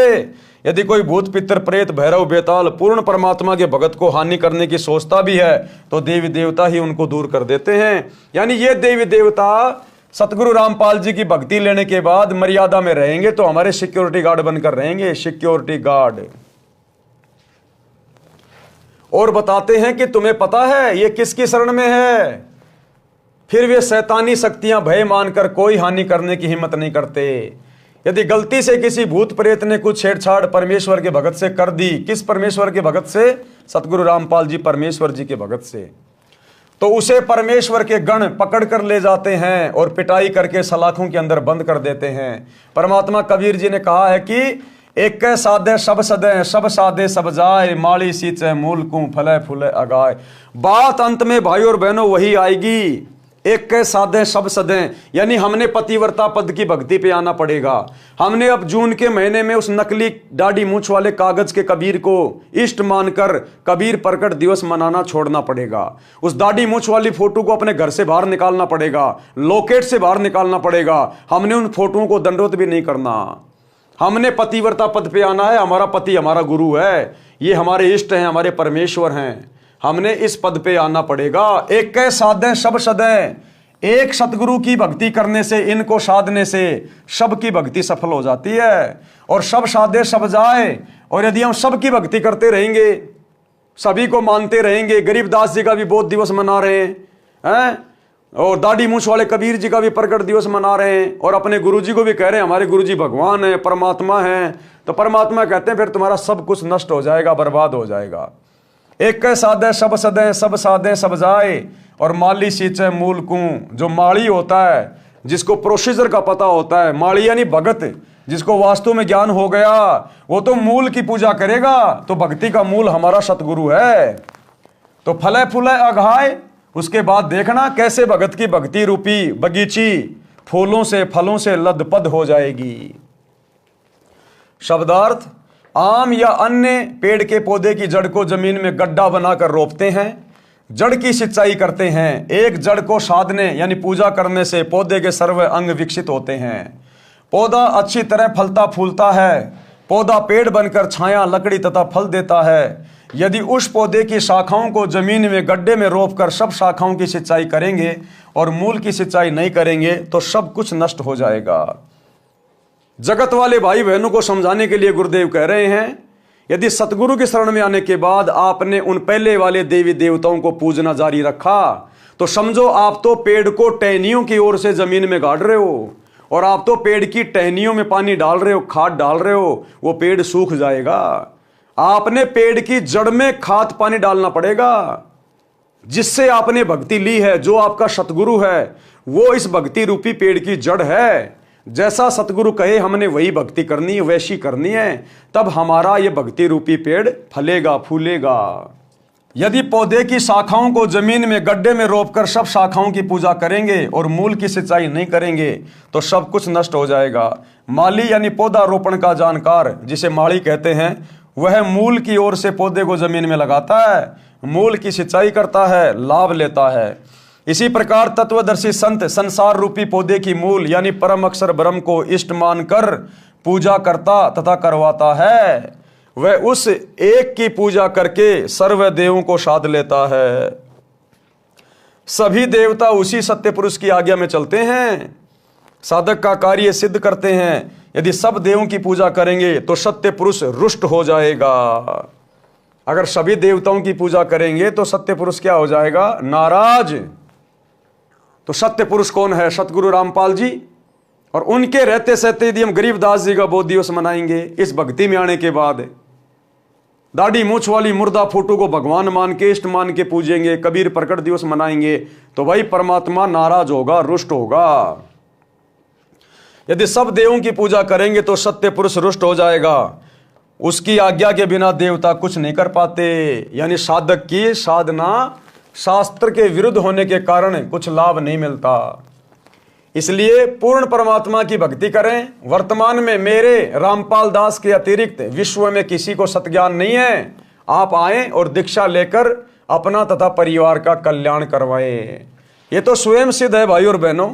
ये तो मजबूरीवश गुरुदेव भगवान को बार बार अपना नाम लेके बोलना पड़ता है, क्योंकि परमात्मा कहते हैं कि हमने अपनी महिमा खुद करनी पड़ती है, स्वयं करनी पड़ती है। हमारे बारे में यहाँ दूसरा कोई नहीं जानता, इसलिए हमारी महिमा हमने आप बखानी।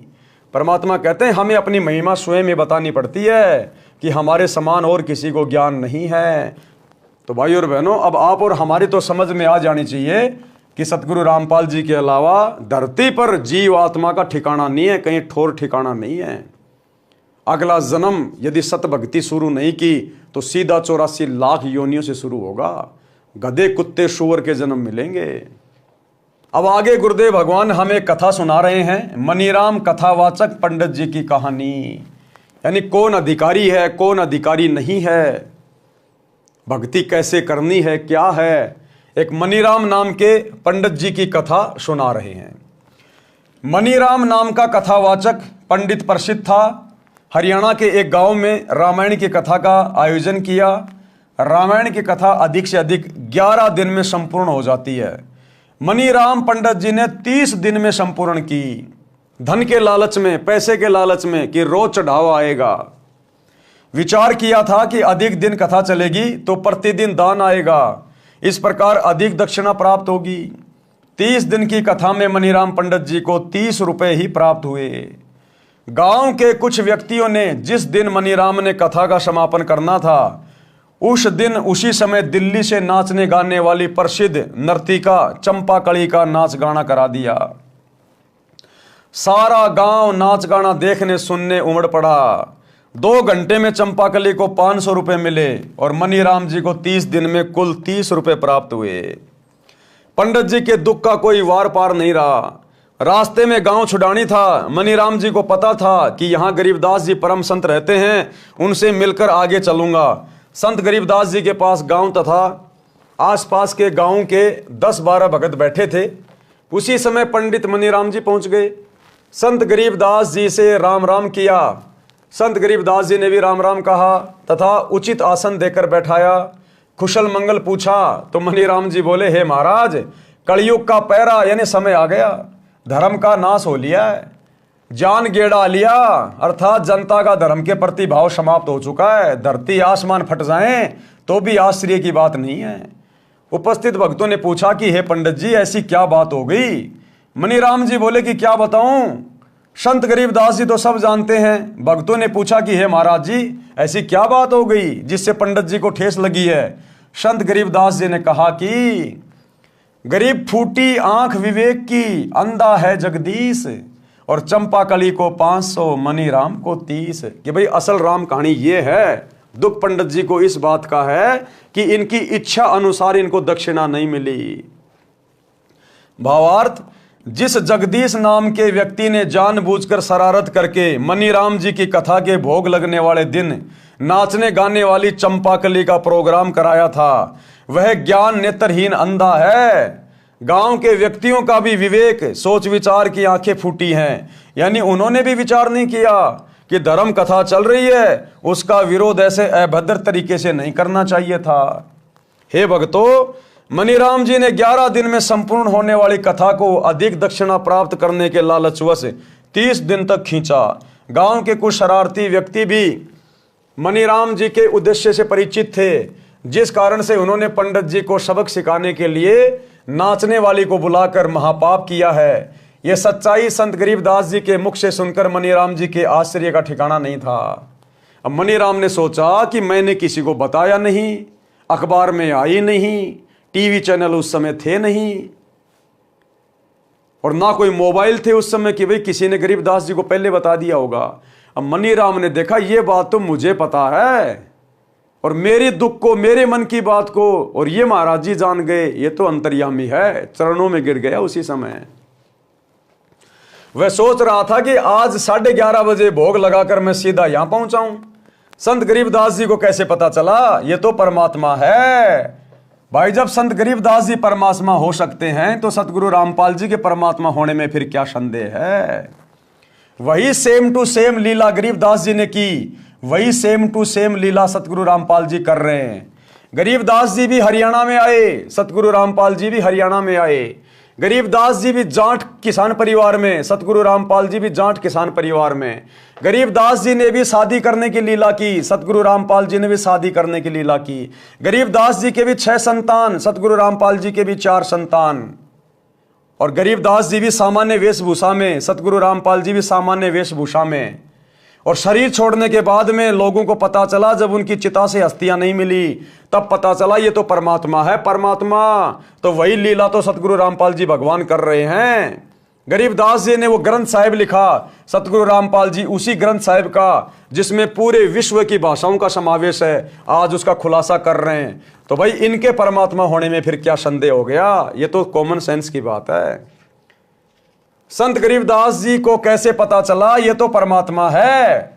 सब जानते हैं। मनीराम आसन से उठा और संत गरीबदास जी के चरणों में गिर गया और बोला, प्रभु आपने सच कहा है कि मैंने भी लालचवश कथा को लंबा खींचा था। आप तो जानी जान हो, हे प्रभु धर्म कर्म तथा जीने की सच्ची राह दिखाइए। तब संत गरीबदास जी ने सत्संग करके उस पुण्यात्मा मनीराम जी को बताया कि फिर मनीराम जी को परमात्मा ने कथा सुनाई, उसको सत्य से परिचित कराया कि पंडित जी तुम कथा करने के अधिकारी नहीं हो। अरे द्वापर युग में राजा परीक्षित को 7 दिन की भागवत की कथा सुनाने के लिए जब कहा गया कि भाई 7 दिन बाद इसको तक्षक नाग डसेगा और 7 दिन तक इसकी सुरती ऊपर के लोकों में लगाओ, बैकुंठ में लगाओ इसको भागवत की कथा सुना के, क्योंकि जहां आशा तहां भाषा होई, मन कर्म वचन सुमरियो सोई। वो कथा इसलिए सुनाई जा रही थी ताकि इसका ध्यान ऊपर जाए, यहीं राजपाट में बेटा बेटियों में ना रहे, नहीं तो यहीं पे कुत्ता बन के आएगा वापस। तो उस समय पूरी पृथ्वी पर द्वापर युग में भागवत की कथा करने के लिए कोई पंडित सामने नहीं आया। वेद व्यास जी जिन्होंने खुद वो लिखी थी, उन्होंने भी हाथ खड़े कर दिए कि भैया मैं ये कथा करने का अधिकारी नहीं। और आज ये ऐरे गहरे नथु बैरे, जिनके सिर ना पैर, जिनके ज्ञान का कोई सिर ना पैर हैं, ये धीरेन्द्र शास्त्री, अनिरुद्धाचार्य, देवकीनंदन ठाकुर, प्रेमानंद हैं, ये दुनिया भर के लोग ले लेके भागवत और ये कथाएं कर रहे हैं। अरे द्वापर युग में किसी पंडित ने हाँ नहीं भरी, किसी धर्म गुरु ने हाँ नहीं भरी। और तुम कलयुग के पंडितों जानते कुछ भी नहीं, ABCD भी नहीं जानते भक्ति और भगवान की। तुम्हारा आचरण, तुम्हारा धर्म, तुम्हारा कर्म सब कुछ शास्त्रों के खिलाफ है। तुम्हारा भगवान शास्त्रों के खिलाफ है, तुम्हारी पूजा पाठ की पद्धति शास्त्रों के खिलाफ है, तुम्हारे मूल मंत्र शास्त्रों के खिलाफ है। तुम कहां से अधिकारी हो जो ले लेके पोथियां बैठ जाते हो, आश्रम खोल खोल के बैठ गए, दुनिया को लूट रहे हो, ठग रहे हो, भक्ति और भगवान से दूर कर रहे हो, काल की गोद में नरक में भेज रहे हो। जब द्वापर में कोई अधिकारी नहीं था। हे मनीराम जी, आप पाठ करके जनता से धन लेते हो, ये आप पर ऋण बनता है, भार चढ़ रहा है, इसको ब्याज समेत लौटाना पड़ता है। अगले जन्म में जिन जिन से कथा करके तुम ये पैसा ले रहे हो ना, उन भक्तों के घरों में गाय बनना पड़ेगा, भैंस बनना पड़ेगा, बैल बनना पड़ेगा, ऊंट बनना पड़ेगा, सारा दिन खेतों में मेहनत करनी पड़ेगी, गधा बनना पड़ेगा, क्योंकि तुम अधिकारी नहीं हो कथा करने के। आज इस पूरी पृथ्वी पर सतगुरु रामपाल जी के अलावा किसी भी धर्मशास्त्र की कथा करने का कोई अधिकारी नहीं है, कोई भी। ये सब के सब आचार्य, शंकराचार्य, मंडलेश्वर, संत, महंत, ये घोर पाप के भागी बन रहे हैं। अगले जन्म में अपने भक्तों के घरों में गधे बनेंगे, बैल बनेंगे, ऊंट बनेंगे, सारा दिन इनको लठ मार मार के इनको खेतों में जोता जाएगा। हे मनीराम जी, आप पाठ करके जनता से धन लेते हो, ये आप पर ऋण बनता है, इसको ब्याज समेत लौटाना पड़ता है। आपको यथार्थ आध्यात्मिक ज्ञान नहीं है, आप कथा पाठ तथा सत्संग करने के अधिकारी भी नहीं हो। आपने लोगों को आकर्षित करने के लिए गले में कंठी एक तुलसी के मनके को डोरे में डालकर गले में डालते हैं, जो वैष्णव पंथ की पहचान होती है, डाल रखी है। एक माला 108 रुद्राक्ष के मणकों की डाल रखी है, जो मंत्र जाप के लिए होती है, जिसे संतजन सुमरणी कहते हैं। मस्तिष्क में तिलक लगाकर रखा है, पीले वस्त्र धारण कर रखे हैं। संत गरीबदास जी ने वाणी द्वारा समझाया कि कंठी माला सुमरणी पहनने से क्या होए, ऊपर ढूंढा साध का अंतर राख्या खोए, कि अंदर तेरे को ज्ञान दो देले का नहीं है और ऊपर से तू एक नंबर का भगत बना दिखाई दे रहा है। भावार्थ, हे मनीराम जी, ऊपर के दिखावे से तो आप साधु लगते हो, यानी बाहरी आडंबर का तो ढूंढा उठा रखा है। आपकी वेशभूषा को देखकर तो भगत समाज कटकर मर जाए, परंतु अंदर गुण साधु के बिल्कुल नहीं। लालच के कारण अंतःकरण मलिन बना रखा है, साधुता खो रखी है, यानी संत भाव नहीं है। इसलिए कंठी माला सुमरणी को गले में डालने से साधु नहीं बनता। आत्म कल्याण के लिए पूर्ण संत से दीक्षा लेकर आजीवन मर्यादा में रहकर भक्ति करने से कल्याण होता है। आप पाठ करने के अधिकारी नहीं हो। अधिकारी बिना पाठ करना यजमान के साथ धोखा है। आपके पूर्वज ऋषिजन वास्तव में पंडित थे, विद्वान पुरुष थे, वे ऐसी गलती नहीं करते थे। यानी तुम्हारे पूर्वज जो द्वापर में थे वो ऐसी गलती नहीं करते थे। संत गरीबदास जी ने उदाहरण द्वारा समझाया है। राजा परीक्षित का उद्धार। अब मनीराम पंडित जी को गरीबदास जी ने राजा परीक्षित की कथा सुनाई, कैसे उसको तक्षक नाग ने डसा, कैसे उसको श्राप लगा, और 7 दिन की भागवत सुनाने के लिए द्वापर युग में कोई भी पंडित ऋषि कथावाचक सामने नहीं आया। सबने हाथ खड़ा कर दिया, क्योंकि 7वें दिन उसका रिजल्ट आना था। इसलिए सब के सब डर गए कि तुम्हारी पोल पट्टी खुल जाएगी, क्योंकि तुम अधिकारी नहीं हो। आज इन लोगों को डर नहीं है, इसलिए ले लेके कांख में पोथी और ये भागवत करने के लिए गांव गांव में जाके लगा के पांडाल बैठ जाते हैं। राजा परीक्षित का उद्धार। जिस समय राजा परीक्षित को ऋषि के श्रापवश तक्षक सर्प ने डसना था, तो राजा परीक्षित जी के उद्धार के लिए श्रीमद् भागवत सुधा सागर की 7 दिन की कथा करनी थी। पृथ्वी के सभी ऋषियों तथा पंडितों से श्री भागवत की कथा परीक्षित को सुनाने का आग्रह किया गया। वे वास्तव में पंडित थे, वे परमात्मा के विधान को जानते थे। उनको यह भी पता था कि 7वें दिन परिणाम आएगा। विश्व के बुद्धिजीवी व्यक्तियों की दृष्टि 7वें दिन परीक्षित का क्या होगा, इस पर टिकी थी। पृथ्वी के सभी पंडितों ने श्रीमद् भागवत की कथा सुनाने से मना कर दिया तथा कह दिया कि हम अधिकारी नहीं हैं, हम किसी के मानव जीवन के साथ खिलवाड़ करके पाप के भागी नहीं बनेंगे। जिस वेदव्यास जी ने श्रीमद् भागवत को लिखा था, उसने भी कथा सुनाने से इनकार कर दिया। सब ऋषियों ने बताया कि स्वर्ग से ऋषि सुखदेव जी को इस कार्य के लिए बुलाया जाए, वे कथा सुनाने के अधिकारी हैं। राजा परीक्षित के लिए स्वर्ग से सुखदेव ऋषि को बुलाया गया। कुछ समय नरक भोगकर युधिष्ठिर स्वर्ग में पुण्य फल भोग रहा है। उसने वंश के मोहवश होकर अर्जुन के पौत्र परीक्षित के उद्धार के लिए अपने कुछ पुण्यों को सुखदेव यानी सुखदेव ऋषि को दान किया। उस पुण्य की कीमत से श्री सुखदेव ऋषि जी विमान में बैठकर पृथ्वी पर परीक्षित राजा को श्रीमद् भागवत की कथा सुनाने आए। 7 दिन कथा सुनाकर परीक्षित का राज तथा परिवार से मोह समाप्त किया। तक्षक सर्प ने परीक्षित को कथा के दौरान ही डसा।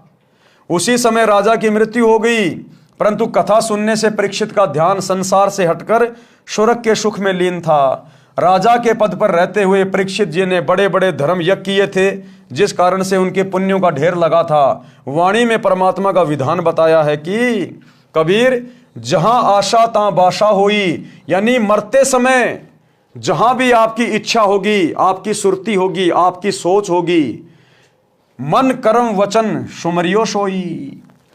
कहते हैं जहां आशा तां बाशा होई, अंत समय में मृत्यु के समय में जहां आपकी इच्छा होगी वहीं आपका पुनर्जन्म होगा। इसलिए कहते हैं मन कर्म वचन परमात्मा को सुमरते रहना चाहिए। गीता अध्याय 8 श्लोक 6 में भी यही प्रमाण है कि हे भारत, परमात्मा का यह विधान है कि जो अंत समय में जिसमें भाव यानी आस्था रखकर सुमरण करता है वह उसी को प्राप्त होता है। इसी विधान अनुसार राजा परीक्षित का जीव स्थूल शरीर त्याग कर जो सर्प विष से मर गया था, सूक्ष्म शरीर युक्त सुखदेव ऋषि के साथ विमान में बैठकर स्वर्ग में चला गया। संत गरीबदास जी गांव छुड़ानी जिला झज्जर ने मनीराम जी को बताया कि सुखदेव ऋषि के द्वारा सुनाई कथा से राजा परीक्षित का मन संसार से हटकर स्वर्ग की प्राप्ति के लिए प्रेरित हो गया था, जिस कारण से मृत्यु के उपरांत उस जन्म में राजा के दौरान किए पुण्यों के फलस्वरूप स्वर्ग चला गया। जन्म मरण का चक्कर अभी शेष है, यानी गधा कुत्ता सुअर तो बनना ही बनना है।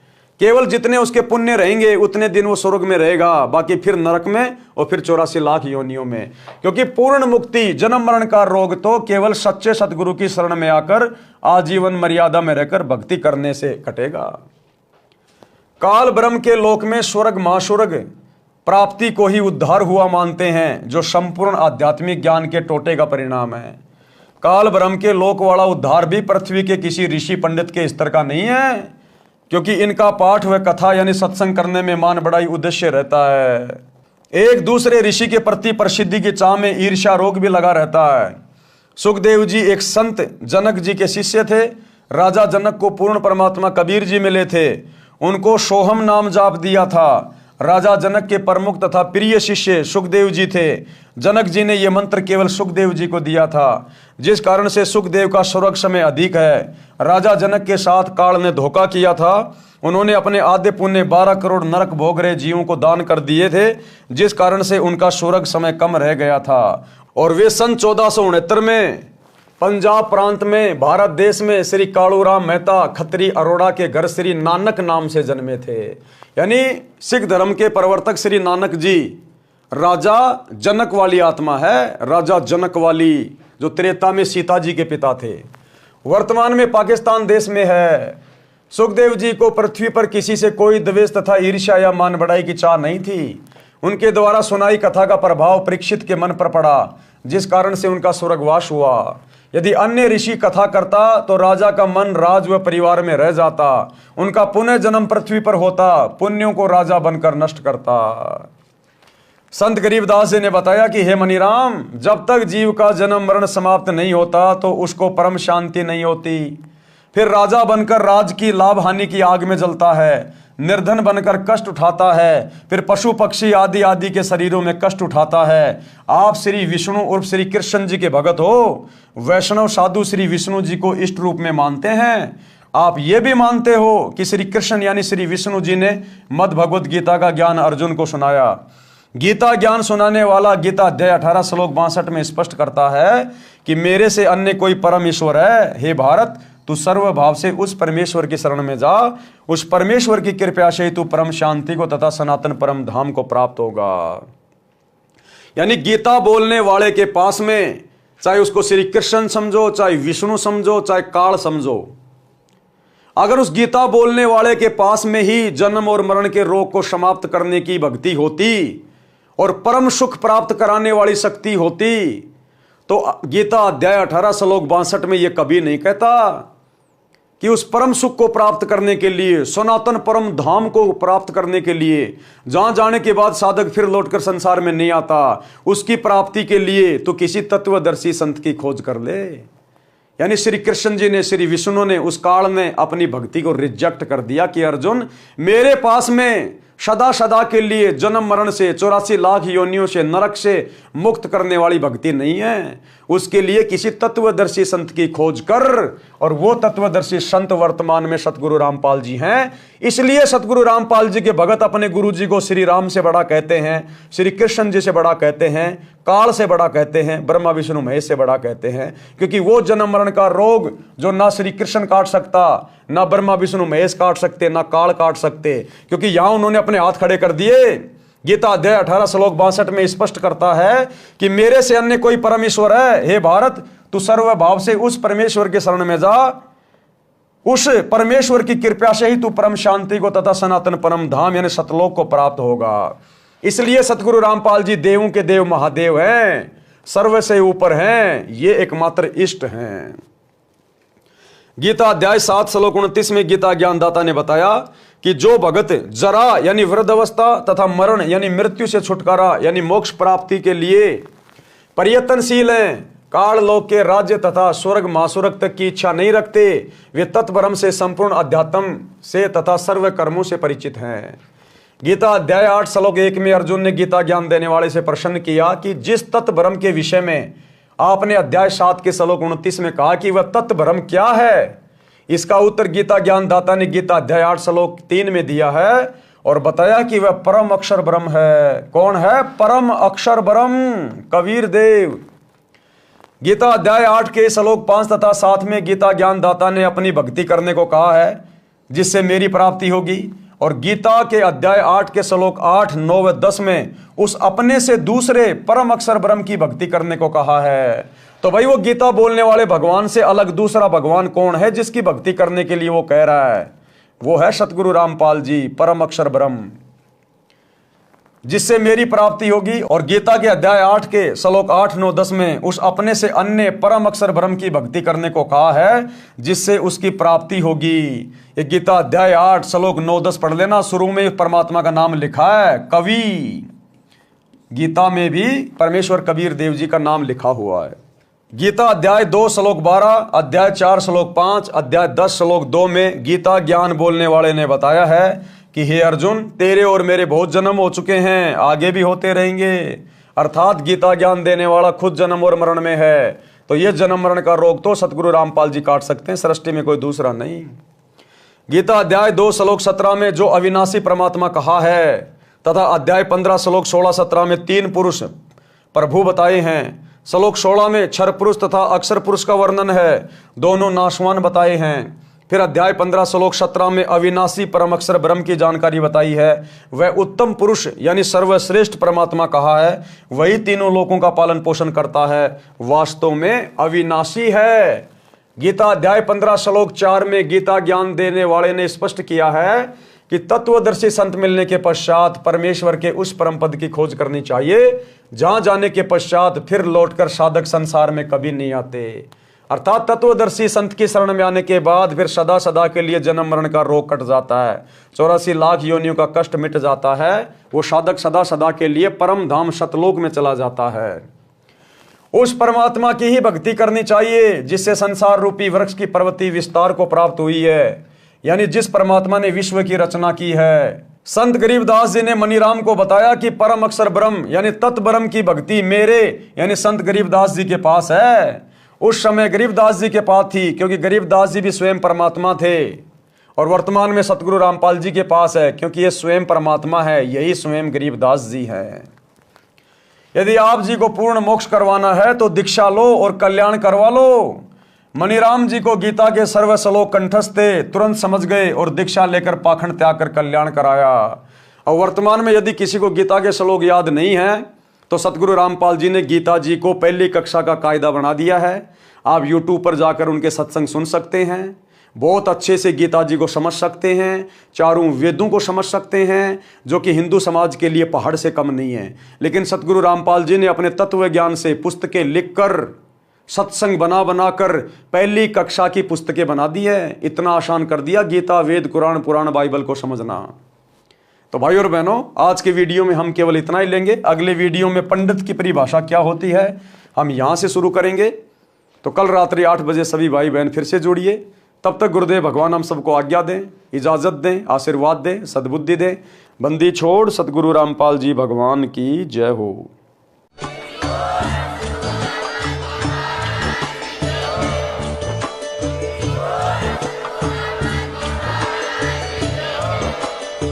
भाई जो गुरु बचन पे डट गे, कट गे फंद 84 के, कट गे फंद 84 के, कट गे फंद 84 के। भाई जो गुरु बचन पे डट गे, कट